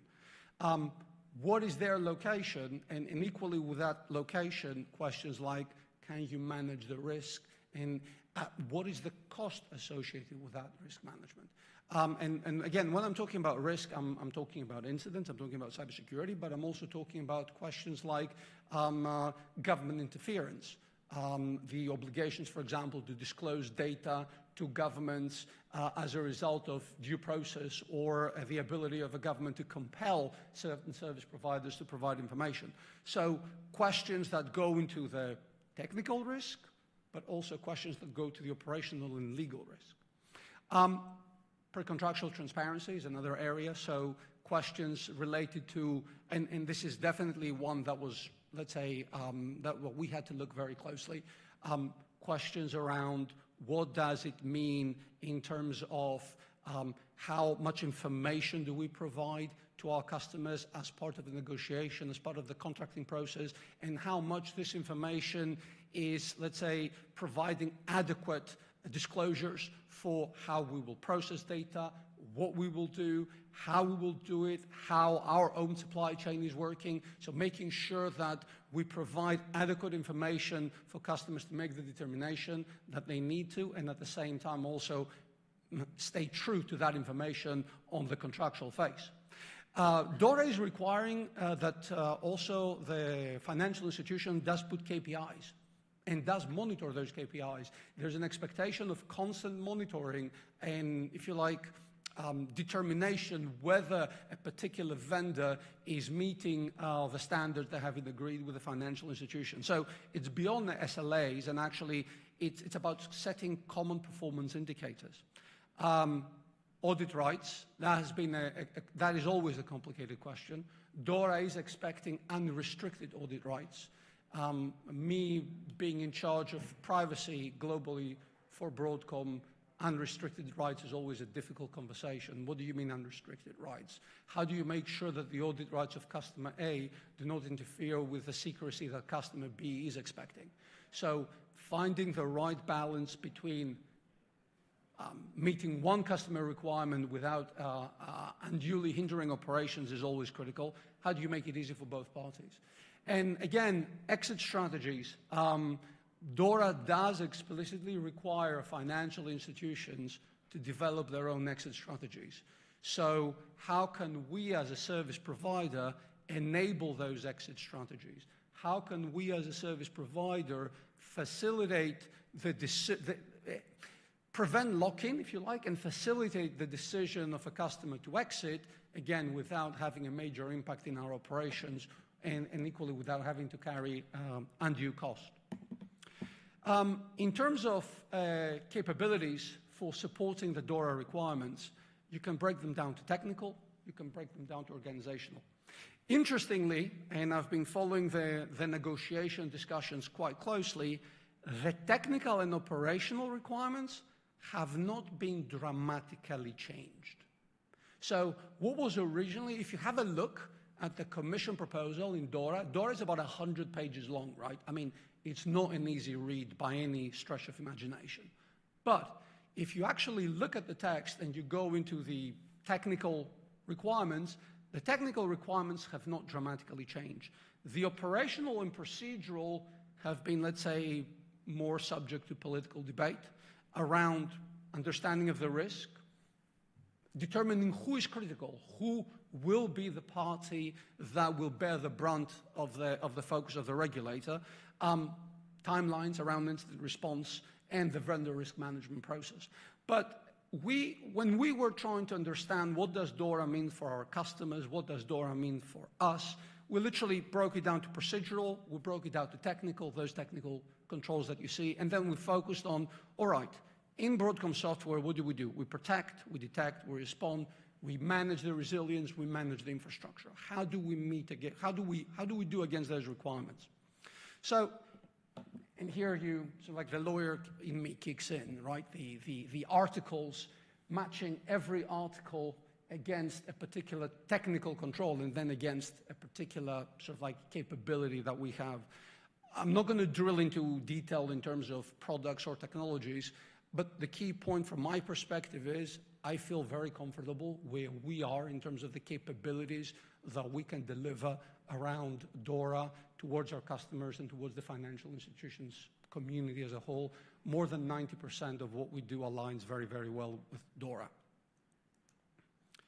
So what else is down the pipeline apart from DORA? Depending on your perspective, I can tell you that we have a lot of regulation flowing down from Brussels. And I don't know if it's a good news or a bad news. The way I try to address it inside my company and inside my community is that I'm basically saying that the age of innocence is over. You want to call it COVID, you want to call it maturing, you want to call it all sorts of things. The fact of the matter is that ICT is becoming a heavily regulated sector. And to the degree that we are servicing the financial sector, that should not be a surprise, right? I mean, you are a very heavily regulated sector. Telecoms is a heavily regulated sector. It should be no surprise that those that are providing services to you are also, to some degree, captured by those rules.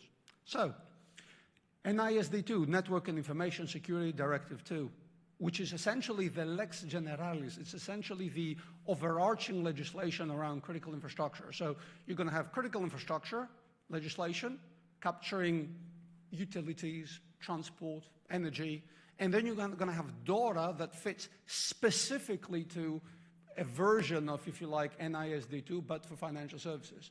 Essentially, DORA becomes the sector-specific critical infrastructure protection legislation, whereas NISD2 is a general one. GDPR, we've been having it now for a while.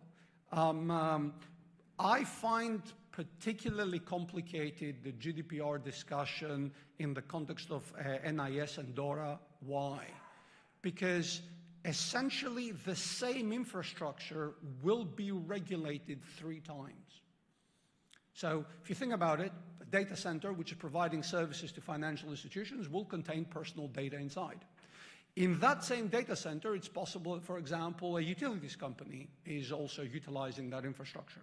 So that data center will be regulated by NISD2, the Network and Information Security Directive 2. It's going to be regulated by DORA for the bit that has to do with the financial services. And all of it is going to be regulated by GDPR to the degree that captures personal data. So we're going to have 3 regulators claiming parts or whole, and certainly for most of the data stored in that data center. And I'm sure you're familiar with things like international data transfer rules. I know the ICO is consulting on that right now. So to what degree are we going to see different conflicting regulatory requirements? The privacy authorities say this is how the security needs to look like on that data center, and the DORA or the NISD2 regulator saying, well, I want it rather differently. Data Act is the other thing that is coming up.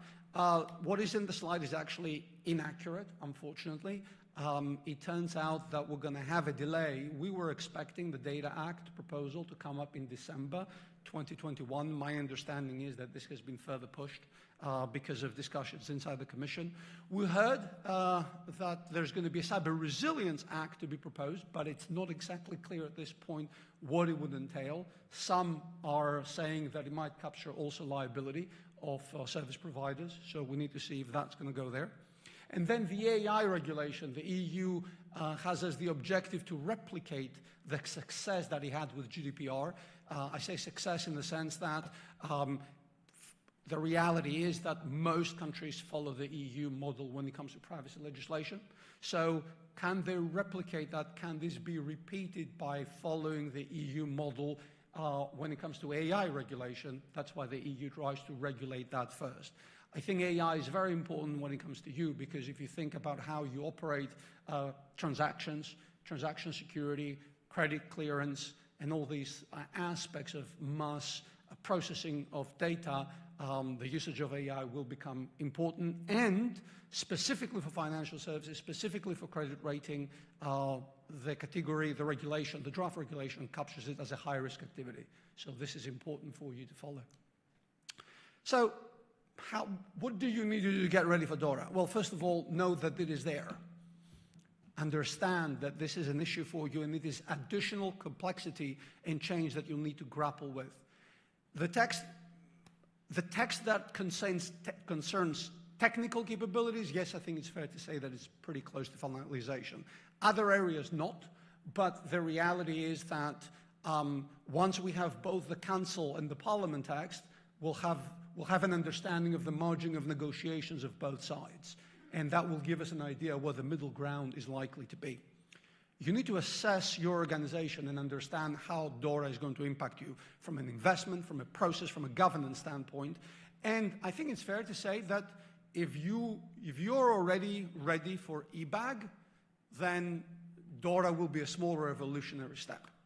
The good news is that there will be a sunrise period. There seems to be agreement on both Council and Parliament on this. But equally, that means that you've got a bit of time, but not too much time for something that is so complicated. So starting early is going to be important. And again, working with your vendors, working with the organizations that are providing services to you, probably most of you are using some of our technologies, so do come to us, do talk to us. We're here to help. Thank you very much, and I'll happy to take any questions. Elias, thank you very much indeed. Time for a couple of quick questions. I just wonder what this is going to feel like to organisations. Actually, let's see. I was going to ask some questions, but we've got some here. So let's go to that first one. How does DORA compare with cybersecurity regulations in the US, Israel, or other countries leading in cybersecurity? Are those more mature? So actually, that's a very good question. So if you compare, for instance, the NIST cybersecurity framework with the technical capabilities that DORA requires, they're very close. That's not the problem. The problem is more around the procedural and governance aspects that then DORA builds on top. So you need to look at this not just from the would we be able to build the capabilities? Would we be able to purchase the tools that will do the stuff that DORA requires us to do? Yeah, you should. And frankly, if you're a customer of Broadcom, come and see what we do in this space, because as I told you, we can do all of this. That's not the issue. The issue will be more around you coming and figuring out your risk, or you coming and figuring out how you want to structure your supply chain, or the additional capabilities you want to build because, for instance, you're a systemic bank and the regulator is going to look at you closer with more diligence. So,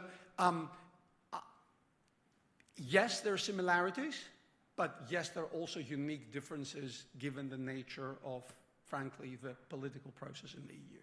Yes, thanks very much. And in the spirit of similarities, question 2, it seems DORA and the FCA Building Operational Resilience Regulation coming into effect Q2 next year are similar. How much does FCA compliance prep us for DORA? So I'm not that familiar with FCA. How does it prep you for DORA? I would need to compare the two and come back to you, is the honest answer.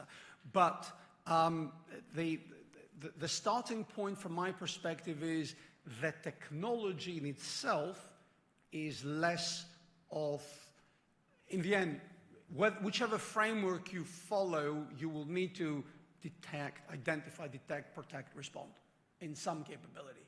So it's more around the contractual limitation that DORA is putting on you, the determination of criticality and risk, and it's also how all this is going to flow in practice, because there's also a rather complicated governance model in European level, as one would expect. So you're going to have a group of regulators that sits together, produces some of the capabilities that you need to build in place, but then you're going to have the national supervisory authorities having to enforce them. So the risk, so in comparison, for instance, with the US or the UK, the risk of divergence at national level is fairly small because there would be a single regulator pushing this. Whereas in Europe, the risk of divergence between how the German regulator will enforce the guidance at European level versus the French regulator or the Luxembourgian regulator is there.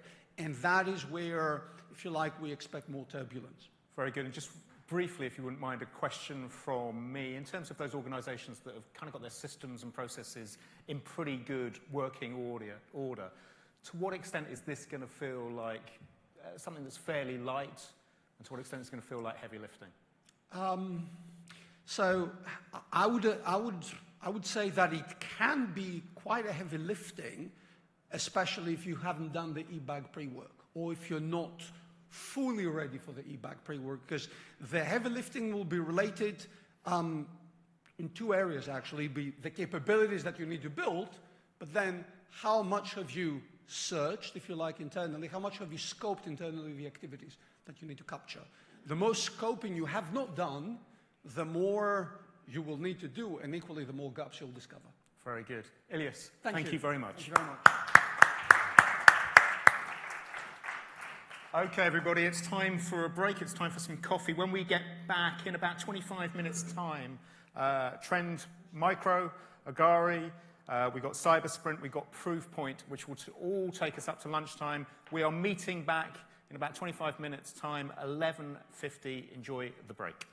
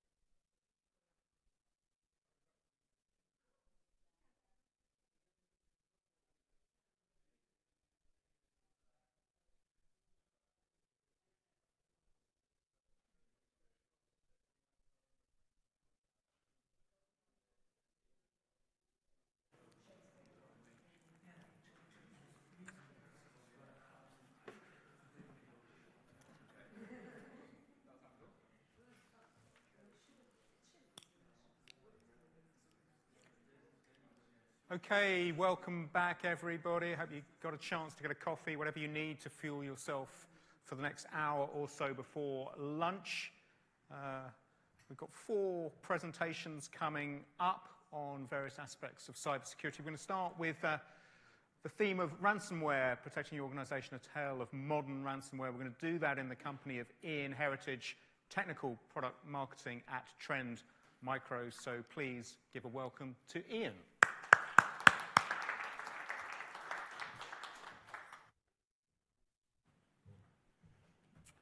Hi, are we in afternoon? No, we're not even in afternoon yet, so we're good morning already. So my name's Ian Heritage. I'm actually one of the cybersecurity architects here at Trend Micro.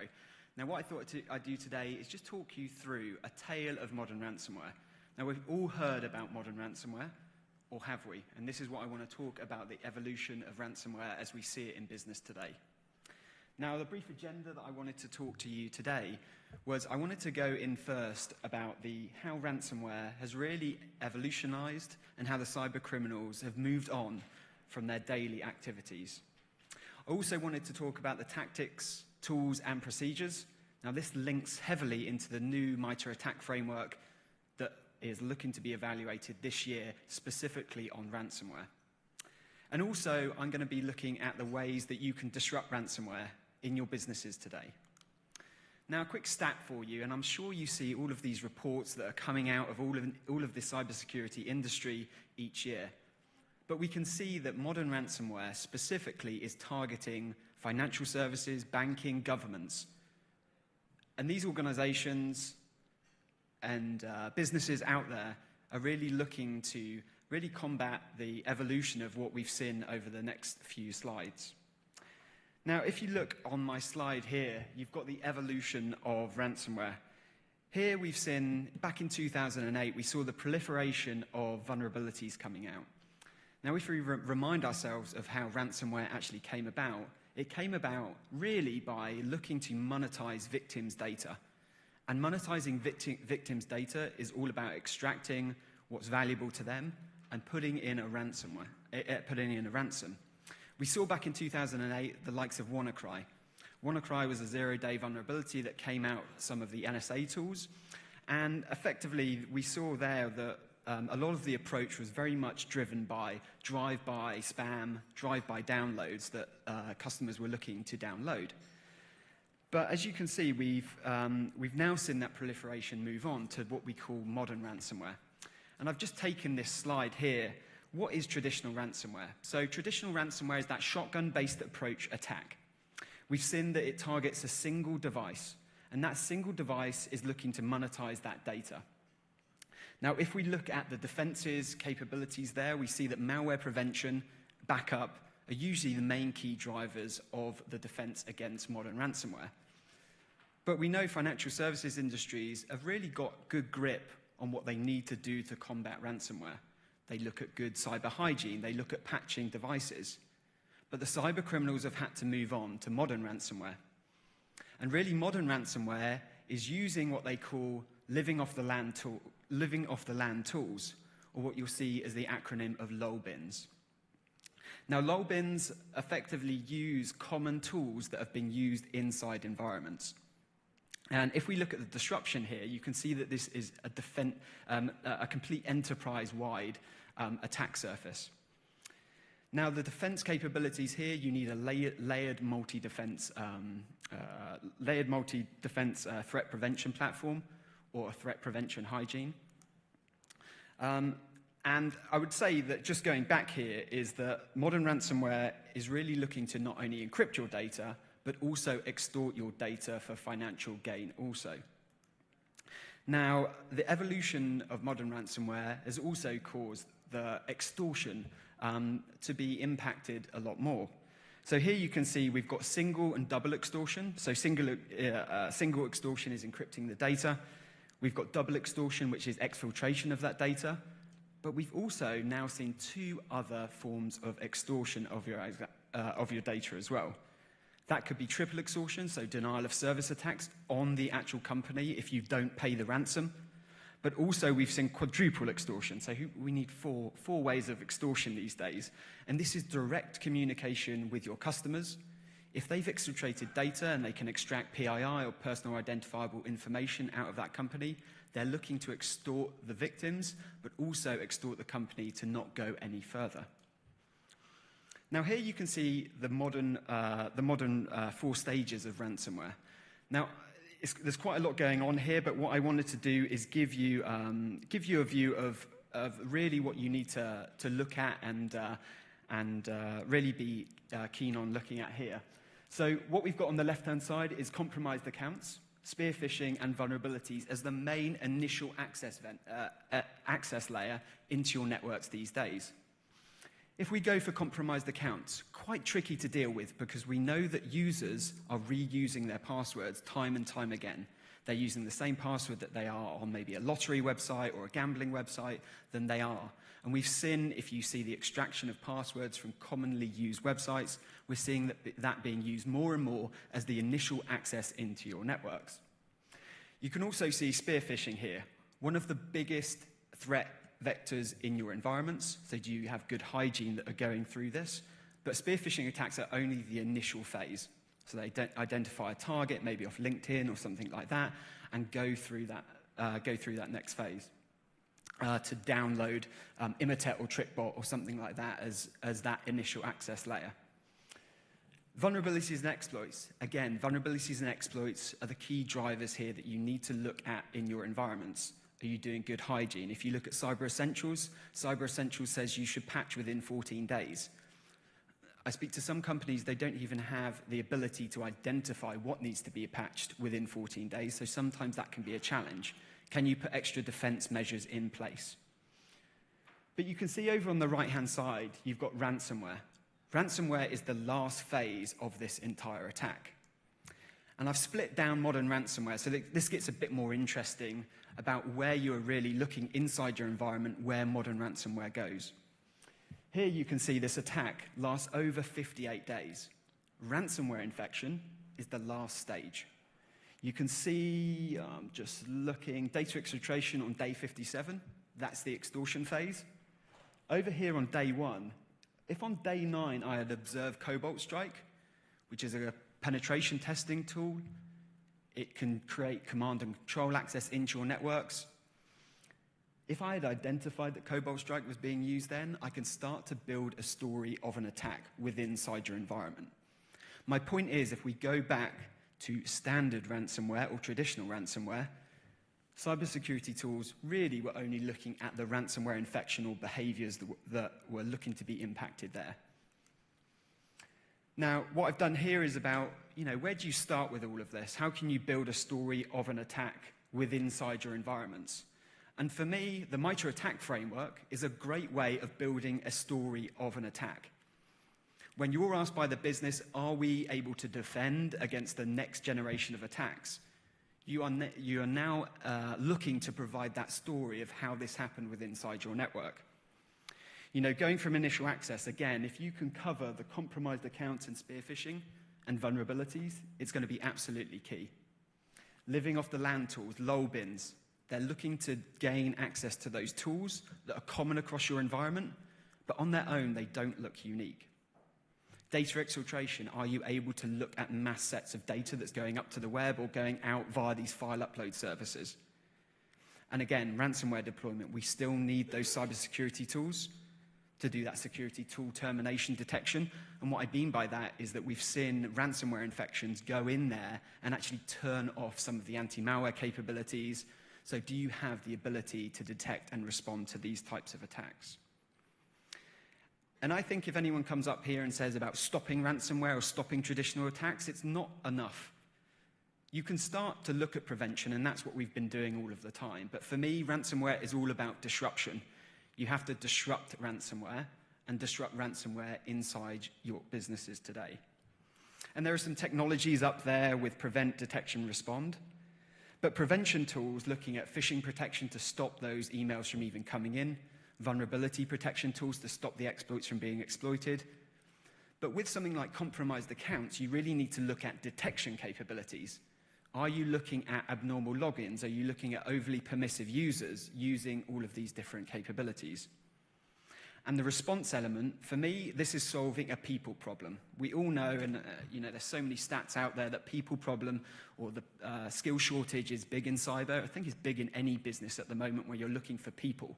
At the end of the day, people don't want to be dealing with the easy to identify ransomware attacks. We need people to be responding to the hard to deal with people problems about building that story of an attack. Technology can go so far, but it's about tools and people as well.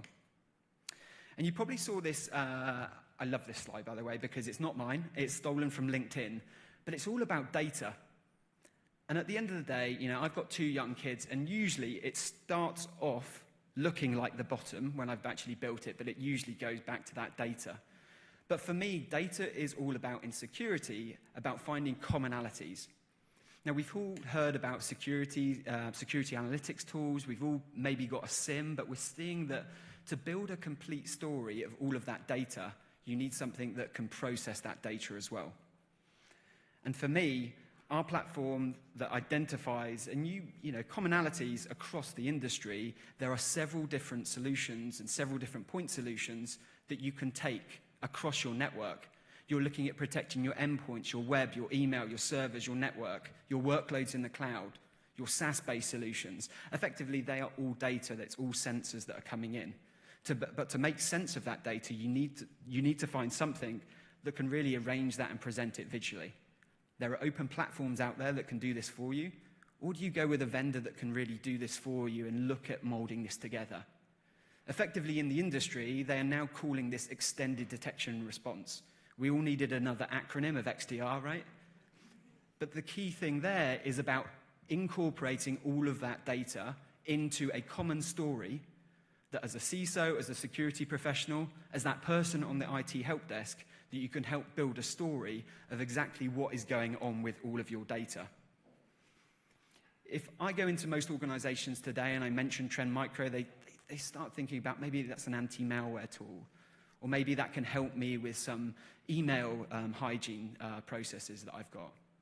But for me, with this cybersecurity platform, I start to discuss with customers about how they're protecting their users, how they're protecting their hybrid cloud, how they're protecting their network. Now, I'm not here to paint the whole world trend red. We do a pretty good job of it. But there are other solutions that go into this ecosystem as well. And it's all about bringing that together in a cybersecurity solution. So I'm not saying you need to take this as a reference architecture, but have a think about it. How are you protecting your users? How are you protecting your networks? How are you protecting that hybrid cloud? I'm a great fan of calling hybrid cloud now blended cloud.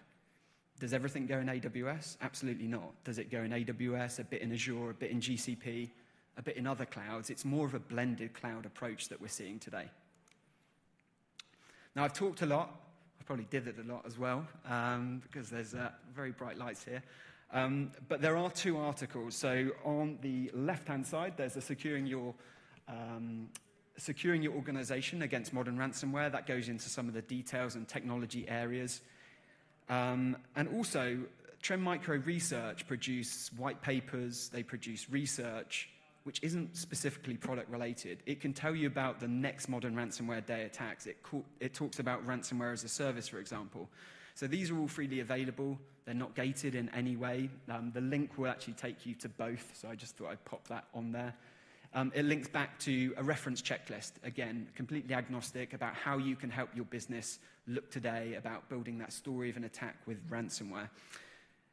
And I think if I had one takeaway for this talk, is just be prepared in that you can't necessarily prevent everything. You have to look at disrupting ransomware, because that's what the cyber criminals are trying to do these days. They're trying to pivot to techniques and tools that actually work, because that's effectively how they get paid. So that's pretty much it from me. Thank you for your time. I don't know if we've got any time for any questions, but more than happy to answer any online or in the room. Thanks, Ian. Thank you. Thanks. A couple of questions, if you wouldn't mind, Ian. Just take me back to that timeline. So sort of 58 days until infection. Yep.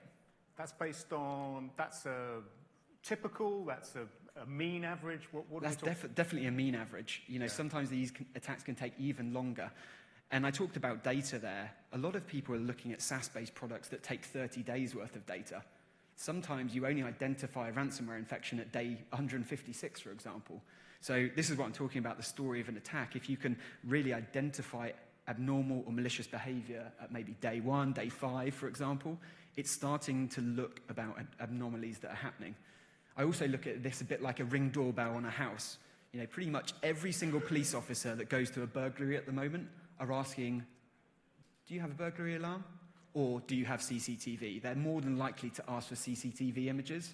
And this is what I see about that whole timeline. Can you go back in time and see exactly what's happening there? I have got another question, but just an observation which I've borrowed from my table mate here. Yeah. Apparently ransomware groups are now searching through companies looking to see if they've got ransomware insurance. Is that something that you guys are seeing? Yeah, exactly. And you know, will you negotiate with me if I have ransomware insurance? It's effectively offloading the risk to someone else.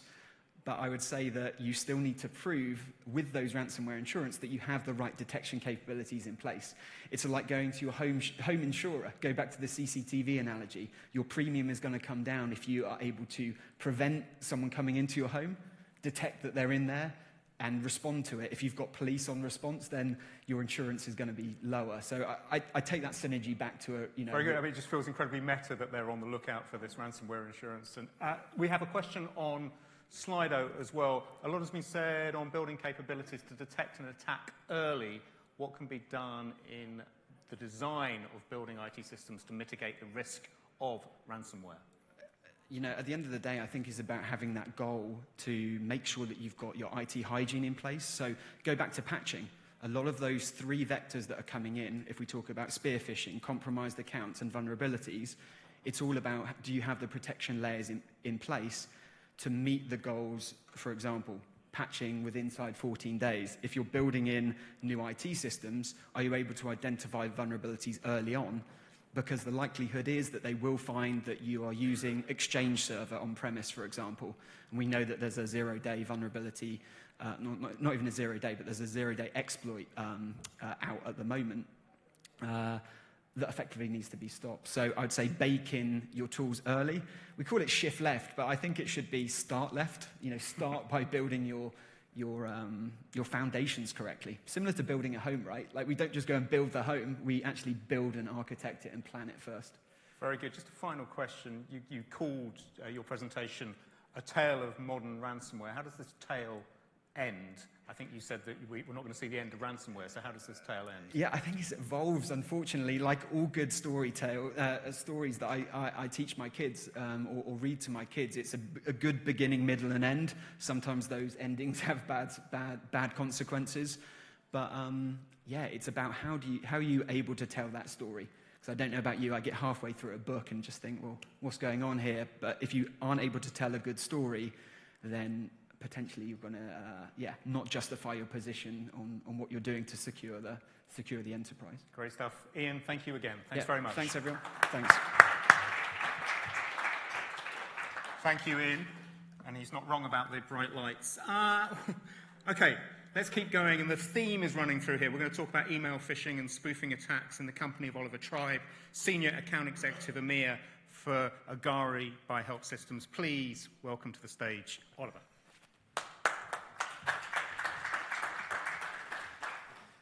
Thanks very much. It was a bit of a mouthful of the company name there, but yes, I am from the Agari business unit, recently acquired by Help Systems, so now part of that whole data security suite. So I've been tasked with giving 15 minutes in this illustrious company to talk about how to protect against emails, phishing and spoofing. 15 minutes. Okay, we'll give it a go. Email. Email is implicated in about 96% of data breaches on a worldwide basis. I'm going to apologize now for all of the 3-letter acronyms. I'm going to refer a lot to business email compromise, or BEC type attacks, which is kind of our sweet spot from the Agari portfolio. 2016 to 2019, the FBI estimated losses of 26 billion over those 4 years just through BEC. And then more recently, we see that UK banks and customers have been defrauded to the tune of around $1 billion So that's about 750 odd million pounds, which is no small change in anyone's language. That is an increase of 30% over the same time in 2020, and about an increase of 60% overall since 2017. So just kind of doing the maths, that is definitely a growing, surging problem, and that's without adding that kind of perfect storm, of COVID coming into play as well.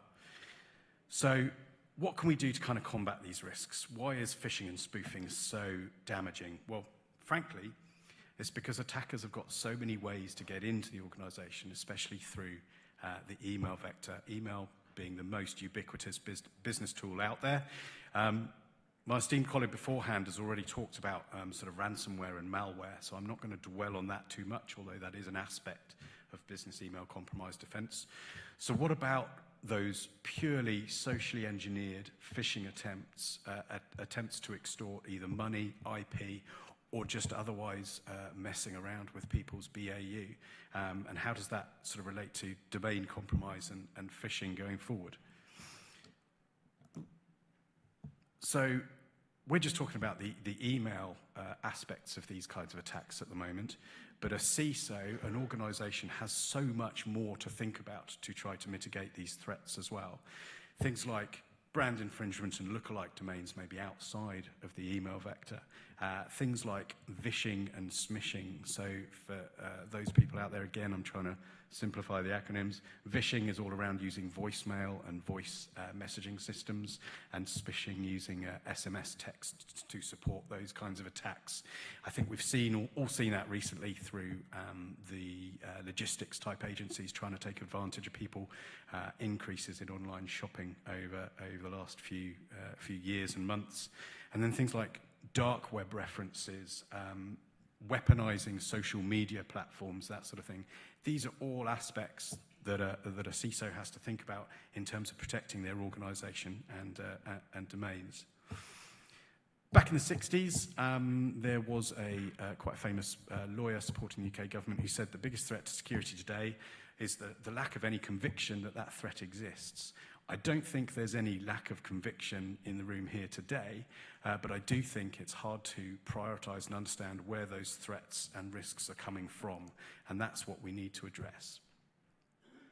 Without taking away anything from the previous talker, the previous speaker, 96% of emails used in social attacks, $1.8 billion losses through 2020 just to business email compromise.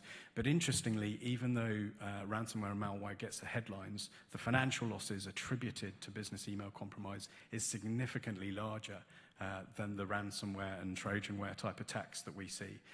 And the proliferation of phishing attacks is just on the increase all the time. But again, like my colleague previously said, it's about an evolution of those attacks and how those attacks contribute to headlines today. I think we're all aware of the Google and Facebook breaches a couple of years ago, where someone was able to infiltrate and paint themselves as a trusted supplier, and so the proliferation of supplier ecosystems and supply chain networks can considerably add to that risk. So we want to try to avoid this by all means necessary.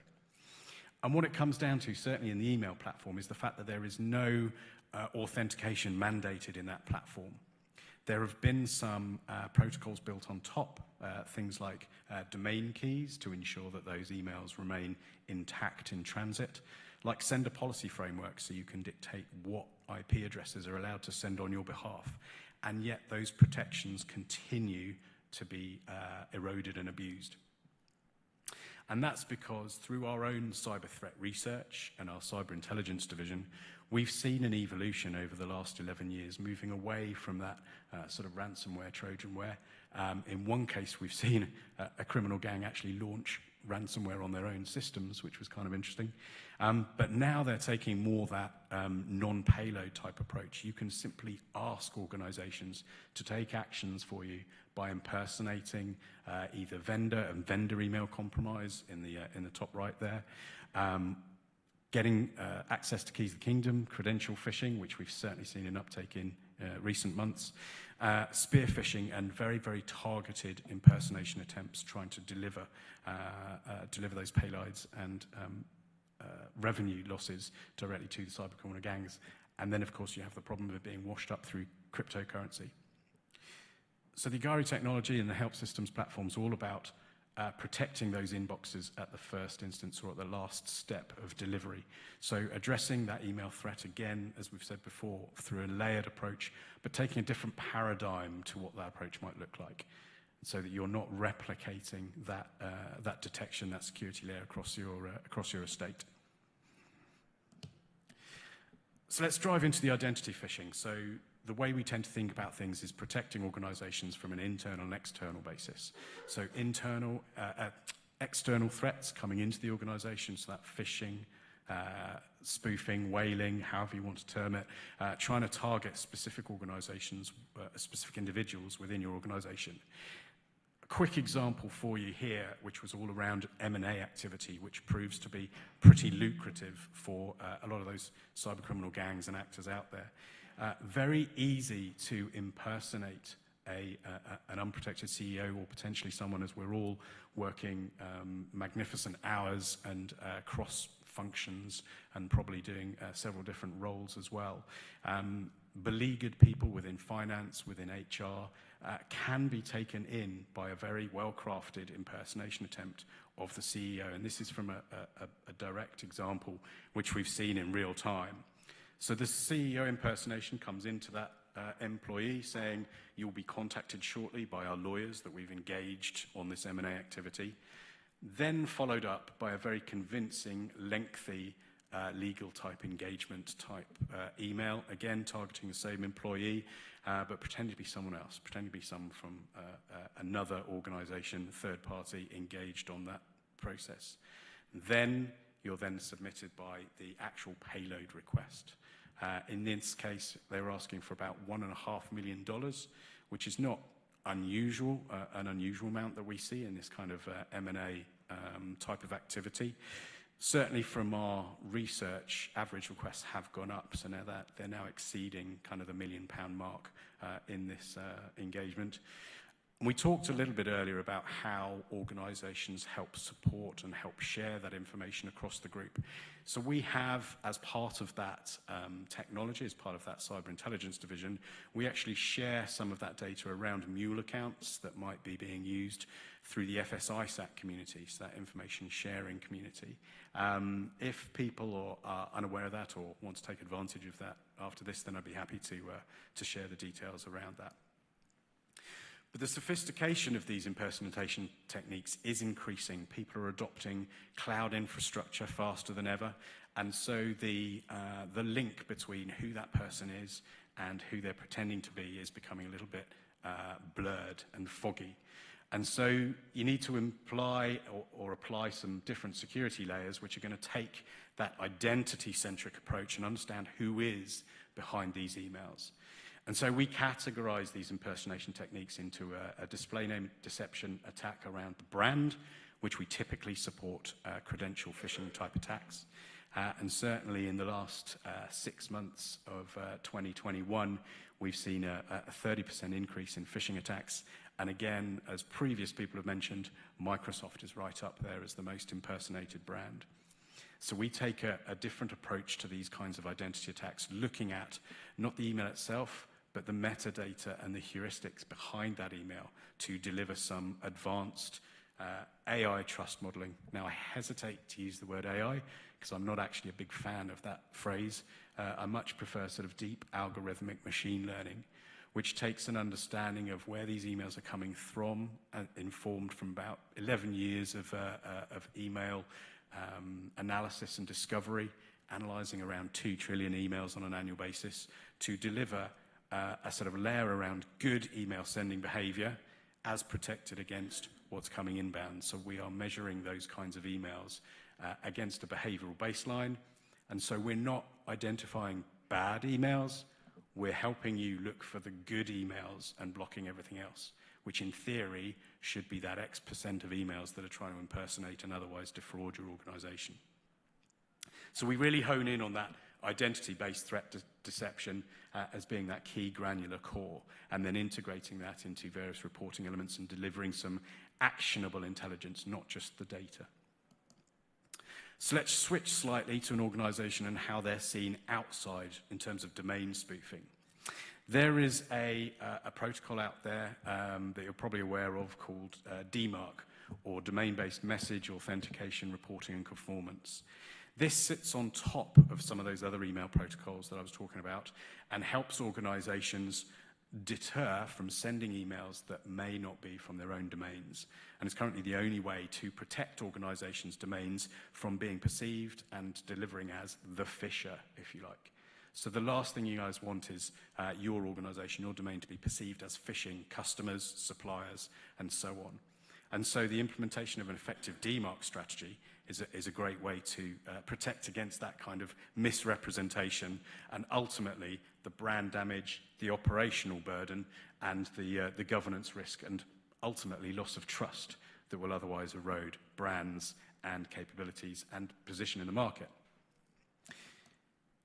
Now, DMARC authentication has been around for a little while. Agari was part of that founding technology to bring that to market, and it's not a drop-and-place protocol. It's something that we work with our partner organizations to deliver an effective wrapper around these kinds of domain spoofing attempts. And so there's 3 policies to DMARC. One is a monitoring mode or no enforcement policy, to the ultimate expression of DMARC, which is P equals reject, so a rejection enforcement policy, so stopping those emails from being delivered. So if I was to ask one thing, DMARC for me is one of those low-hanging fruit projects whereby you can get a good handle on what your outbound email deliverability and potential malicious audience could look like. And so I would encourage everyone after this to look at that DMARC posture, understand where it sits in that maturity, and if you are having struggles, then reach out to a vendor or partner that can help drive that authentication. Oops. I think I pressed the wrong button. As I say, DMARC's a journey. It's something where you need that expert advice and guidance to be able to deliver that enforcement, because again, one of the risks of doing it wrong is rejecting legitimate email, and no one wants that. Why now? So DMARC has been mandated in government circles since around 2016. I'm sure everyone received those emails saying click here to receive your tax rebates. It was a pleasant surprise for me, but not much in the way of return. So DMARC adoption is growing steadily. It is very much in the mainstay of Fortune 500 companies, and right now it is the best way to protect your domains, your brand, from that hijack and abuse. So ultimately, I guess what I'm painting is, we would love to continue to work with you and deliver some of those positive business outcomes around cultivating that insulation around brand protection, defending against those phishing layers, and providing you with the intelligence and the data and the fraud intel to be able to continue to evolve against this kind of ongoing warfare with cybercriminal gangs, and provision you with the reassurance that your inbox employees and suppliers are being kept safe. That's it from me. Thank you very much. Stay there for a second. I think we've got... I will do. We have a question on Slido, which I think is a rather good one. So, Oliver, thoughts on CEO emails being sent straight to new employees' personal email addresses? Happened to 2 new employees who recently updated LinkedIn. Absolutely. So I think everyone is guilty of as we've adopted home working and that digital transformation maybe hasn't kept pace with that new way of working. So you're going to be looking for those productivity shortcuts, and unfortunately that can mean sometimes sending corporate emails to your personal email address to enable effective home working, support out of hours, all of that kind of stuff. So yes, there's various ways you can address that. So developing sort of some policies and rules around how those CEO emails can be directed, forwarded, or otherwise interacted with. So that really comes down to sort of a close analysis of your most trusted employees and VIPs within the organization and how they handle and interact with others in their email. And briefly, you mentioned business email compromise, the aggregate losses actually add up to more than ransomware. They do. I wonder if they're, in the spirit of the previous speaker, there's a continuum between those two things rather than being two isolated events. Well, I think in terms of that ransomware and Trojanware, I don't think you can necessarily channel it exactly down to kind of finance and revenue losses, because there is a huge amount of disruption, untrust around that infrastructure, so on and so forth. So I think the ripples from that ransomware and malware are probably more far-reaching than just that business email compromise. So I think there's definitely some nuances there. Very good. Oliver, thank you very much. Thank you very much. Thank you. Okay, next up, and definitely in the spirit of a hybrid event, we've got a virtual presentation. In other words, a video is going to come up on this screen. If we get our technology right, we are going to get a video up on the screen. We're going to hear from Peter Janssen, CEO and founder of Cybersprint, talking about tackling the exponential growth of the attack surface. So let's all keep our fingers crossed that the technology works. If you are seeing this message, it means I probably did not make my way into the UK today. Nonetheless, I'm very happy to be here with you, but as you've probably been sitting at home for the past 2 years looking at people talking through a screen, I will keep this very short and to the point. Just briefly on Cybersprint, we are the only European external attack service management player, and we work for large financials, governments, and large enterprises. We work without scope, just like criminal hackers do. All we need to know is who you are, and we will find out the rest ourselves. As a criminal is also not going to ask you for your domain names and IP ranges. I've got 2 points I would like to discuss with you today. The first one is what I call the concept of zero shadow IT. And the second one is the ultimate state of automation in attack service management. I think these 2 points, they bind the topic together. It's about risk in an ever-increasing digitization as your attack service is expanding. Starting with zero shadow IT. My main first message today is about the bigger source of risk in this fast digitization coming from an increasing attack service. And I love shadow IT because shadow IT is value. It means that somebody has created something because there is a business need for it. So I've outlined a 6-step plan that I learned from my clients while working with them, interacting with them over the years in addressing shadow IT. And it starts with step 1. And these customers have been very successful in the struggle with shadow IT because step 1 is it's about not fighting it. Don't fight shadow IT. Embrace it. There is value in there. We just have to make sure it is secure. And step 2, you need to create a fast lane for new shadow IT. If you don't address the problem by the source, it will only become bigger over time.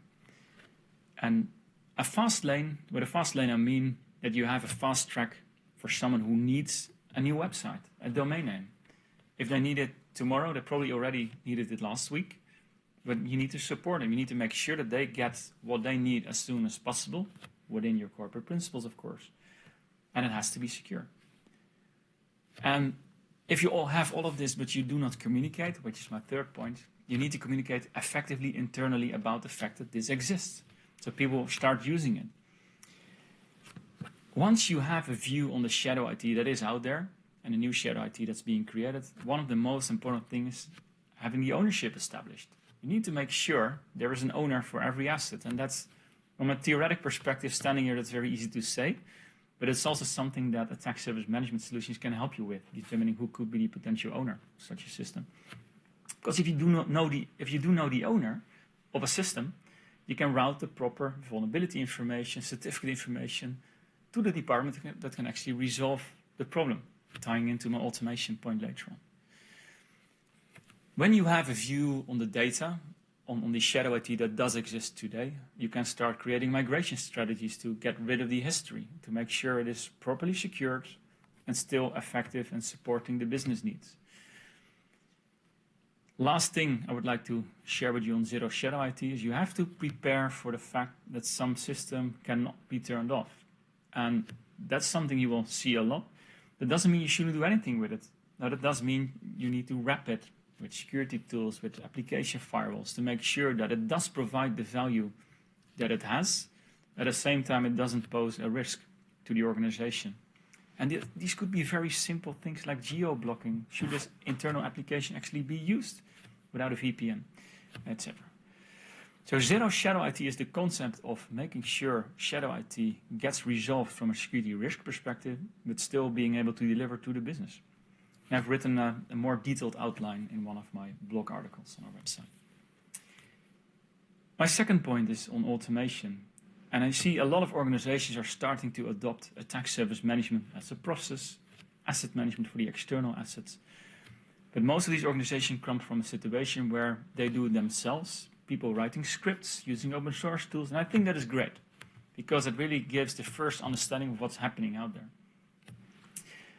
But because it's an inside view, you're looking at yourself from the inside, it is still not the external view that does find the blind spots, maybe in cloud assets or different third-party providers that are still hosting data for you.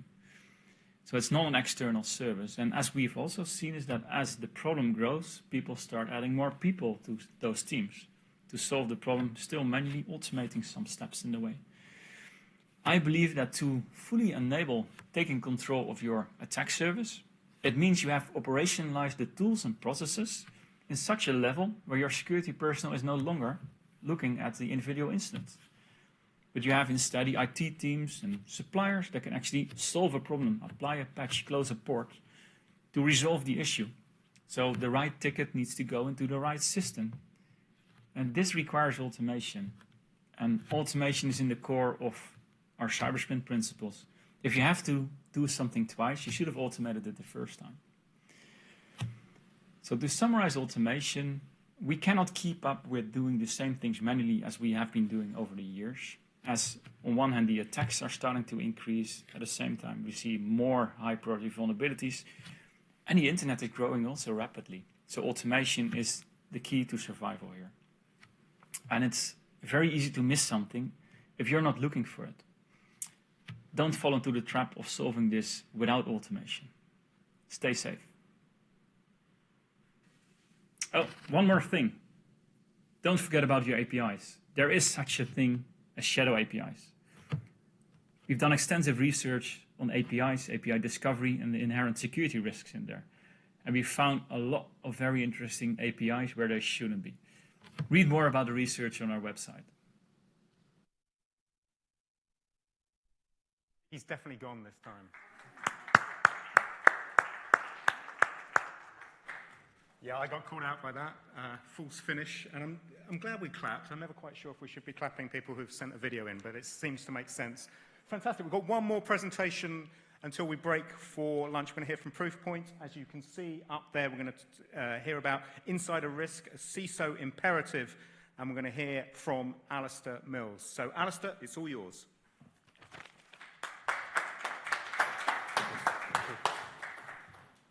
Good afternoon, everybody. Can you hear me okay? I'm conscious I'm between everybody and lunch, so I'll be as quick as I can.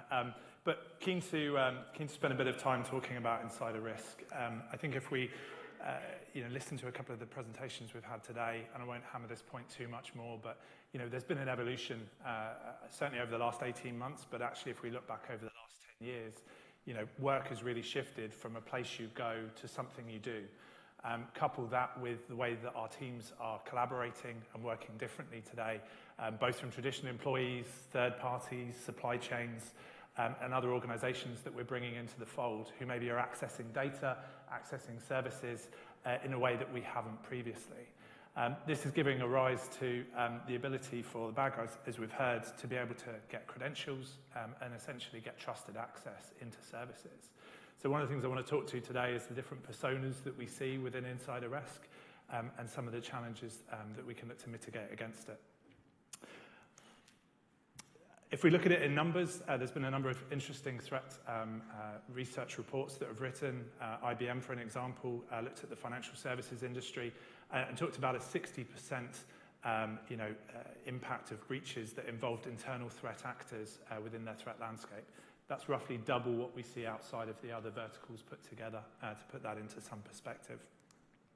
If you click into that a bit further, what's interesting is quite often when we talk insider threat, a lot of people think about that malicious insider, but actually we still see it's that careless, kind of well-meaning insider that is driving a number of these breaches or loss incidents.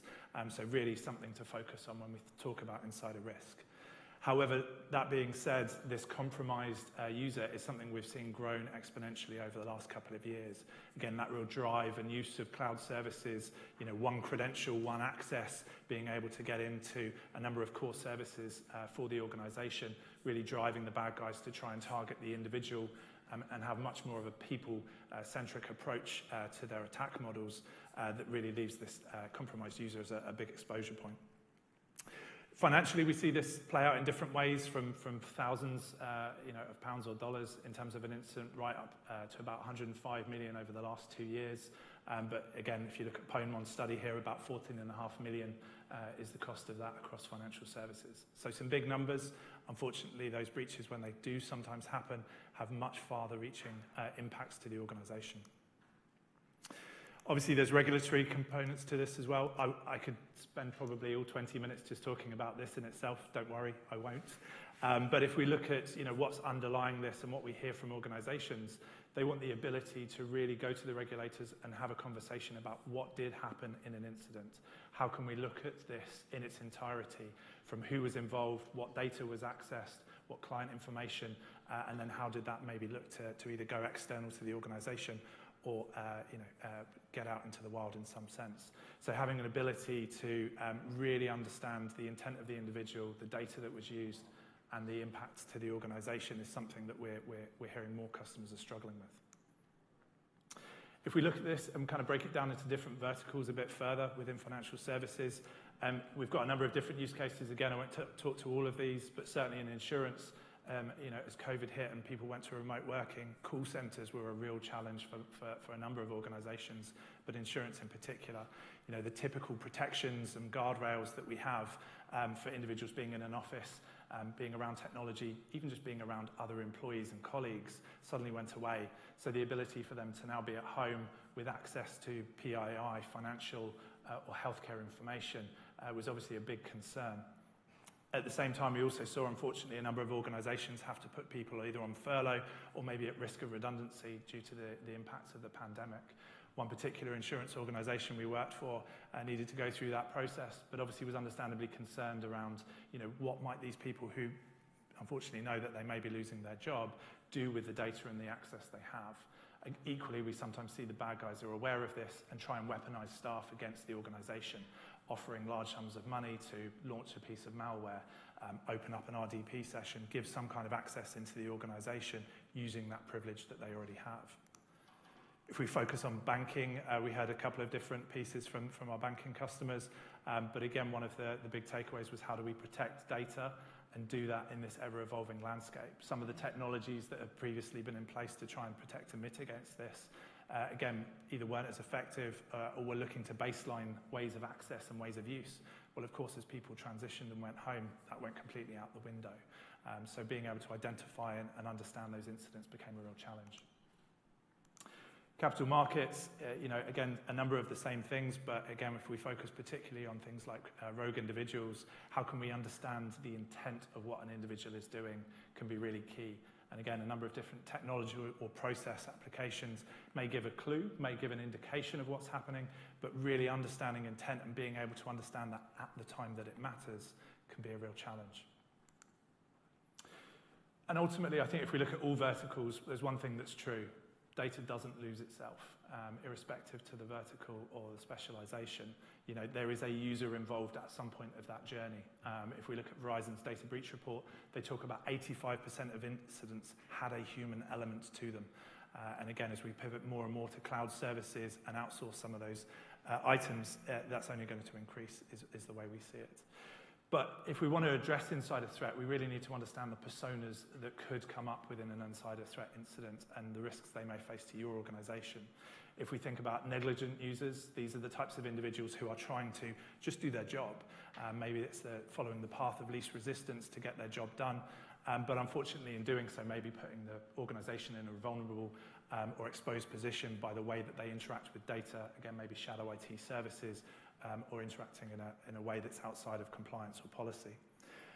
Compromised user, as I say, is on the rise ever more, and that's where they're getting those credentials. And this is really hard for organizations to be able to tell, in plain sight, what is good behavior with that trusted credential and what is bad behavior. So being able to understand intent is a real challenge. And last but not least, that malicious user who has gone rogue, being able to understand them quickly, their motives, and understand the impact that they've had to the organisation throughout the entirety of that journey is a challenge. Working from home has definitely changed the context, as we say. If we look to give you a kind of a reference point, pre and post-COVID, we saw a number of different organisations talk to us about the challenges they'd felt of remote working. As a techie at heart, it was interesting for me to suddenly be talking about home printers as an exfiltration point, something I certainly hadn't talked about in my DLP career for many years, but seemed to be, understandably one of the biggest challenges that organisations were facing to really lock down and understand what was happening. The other trend we saw was this kind of merger between professional machines, corporate machines being used for personal use. So again, those two things coming together could introduce risk based on what the users, maybe even the family members, were doing with those machines that again should perhaps more used for corporate outcomes. Now, we have a number of technologies in this space. In security, we're never short of technology. But I think, in my opinion, is that we've seen an evolution of a couple of the things you're seeing on screen here. So DLP, data loss prevention, very good at understanding the content of a file and the ways that a user is interacting with that data. But the problem is sometimes it can be complex to set up. Understanding data flows in an organization is a moving target and one that can be hard to put into an operational perspective. But also it can be easy to bypass. If I'm slightly informed in terms of the way that DLP works, encrypting or obfuscating that data gives me a potential route out of the organization from that information. User entity behavior analytics, again, very good at taking a baseline of activity, understanding patterns within the organization. But again, as we've shifted and work has evolved and changed, sometimes those patterns have turned completely on their head. But certainly for us, if you combine some of these aspects together, the data loss, getting an understanding of the content and the value of that data, alongside pattern-based approaches that UEBA-type tools take, then perhaps introduce some of the EDR capabilities where we're able to see pre- and post-incidents, what's happened along the life cycle of an incident, then actually we can become much more informed, A, about what's happened, but the intent that the individual has maybe been using, again, whichever type of the persona we're talking around. So from Proofpoint, we take very much a people-centric approach to this in all things that we do, not just inside a threat piece. And we're trying to really drive three key outcomes in that. So identifying the user risk at the outset, through policy, through an understanding, you probably have a good idea of to where those sensitive parts of your organization are. But being able to quantify that user risk, again, with fuller context is going to be key. Preventing security breaches, again, we need to understand the data aspect within this so that we don't impact the business. There's a fine line we always want to walk between ensuring we're reducing risk, but being able to ensure that the business can still operate in the way that it needs to. And lastly but not least, accelerating that incident response. Again, our incident response teams are typically looking at a large volume of information. So how can we help them very quickly at the time that it matters get to what's the full context of this incident and what was the intent that the individual may have been looking to do out the back of it. So for Proofpoint, we take this approach. Like I say, we talk about a people-centric approach. Often I think there's been a bit of a gated entry into insider threat management where sometimes the actual operation of that tool, the feeding, the watering, the use of it, could actually be prohibitive to organizations to adopt because it just needed so much manpower to ensure it was running, it was stable, and it was operational. Moving that to today's technology where SaaS is much more available, being able to adopt this in a much quicker technological approach is key. But for us, driving all three of these context points into an incident is how we're going to fast-track the incident response and really get to the intent that's behind these users. So taking a data-centric approach, what was the type of data, what was being interacted with, is that appropriate for that individual, their job role, etc. Looking at the user context, what has that user been doing pre and post this interaction with the data? Are they looking up online, for instance, how to take data out of the organization? Are they working with encryption tools that, again, may be looking to obfuscate the data as it leaves the organization? Have they passed their training? Have they taken a basic level of understanding so that hopefully they're working to protect the organization as they go about their daily role? And then last but certainly not least is the threat context. As we see that increase of the compromised user and the kind of the credential phishing attacks that are focusing on these individuals quite specifically, how do we understand that, yes, maybe Alistair has sent some data externally, but just before that, we can actually see that there was some attacks that were very focused on him. Maybe it's not him, maybe it's his credential that's leading that way. So for us, really taking a combination of all three of these context points into an incident not only helps us get to a point where we can understand the intent, but we can take action proactively to that. Having said that, it's not all about technology. Technology is only as good as the programs and the engagement that you put in place around it. So, last perhaps a little bit of a marketing slide from us, but really again, we need to make sure that with these technologies, they're adopted and they're fit into a business model that is repeatable in terms of understanding, what are the scenarios we have, who are your most risky users, and how can we start to wrap protection around those individuals so that we can look to secure the organization. And with that, thank you very much for your time. Stay there for a second if you wouldn't mind. I think we've probably got a couple of questions on Slido. So we wait for those. Yes, we have. Let's take these each in turn. We think that insider threat, largely careless activity, has gone up with more remote working. So the belief that it has gone up, and I guess there's some logic to that, but do we know that for sure? Certainly the conversations we've had with customers, certainly the risk is there, I think is the first thing to understand. And any time that we talk about risk as security individuals, we can know that there's therefore a vulnerability. So where there is risk, where we have people with the motives to potentially do these types of activities, we need to ensure that we've got insight and visibility to that. So yes, we've seen some in the news of late, but at the same time, I will go back to the risk piece of that puzzle and focus around that. Very good. Okay, thank you. Second question, what's your opinion on the quality of some of the emerging insider threat kill chain models that are starting to emerge? Are they useful in practice? Again, with all these things, as I talked about earlier, we could have a lot of tools. It's never a shortage, but certainly in terms of how those tools can inform full context, I think is the real key here. Some of the insider threat capabilities that we've seen, I guess, initially as this market's evolved, have been very focused on, again, baselining activity, which can be useful, but at the same time, it's only given an indication. So yes, okay, it's good to know that somebody access this data for the first time and working for this organization for many years, but what does that really mean? As a security person responding to that, they're not necessarily going to have the full business context behind them to be able to make a decision. So if we have full context, if we can understand intent, then maybe we can make decisions. The last thing I would say on that, though, is ultimately this is not just a security issue. This is something that needs to be involved with the business, with HR, with legal teams, so that we can inform and make the right decisions. Very good. Alistair, last question from me. In terms of insider threats, are there some common characteristics, common traits we should be looking out for? Definitely. I think if I go back to the personas that we talked around, if you can focus your organization to understand what are the personas that you're most concerned around or have the most risk, and then look for kind of heightened threat concerns at that point.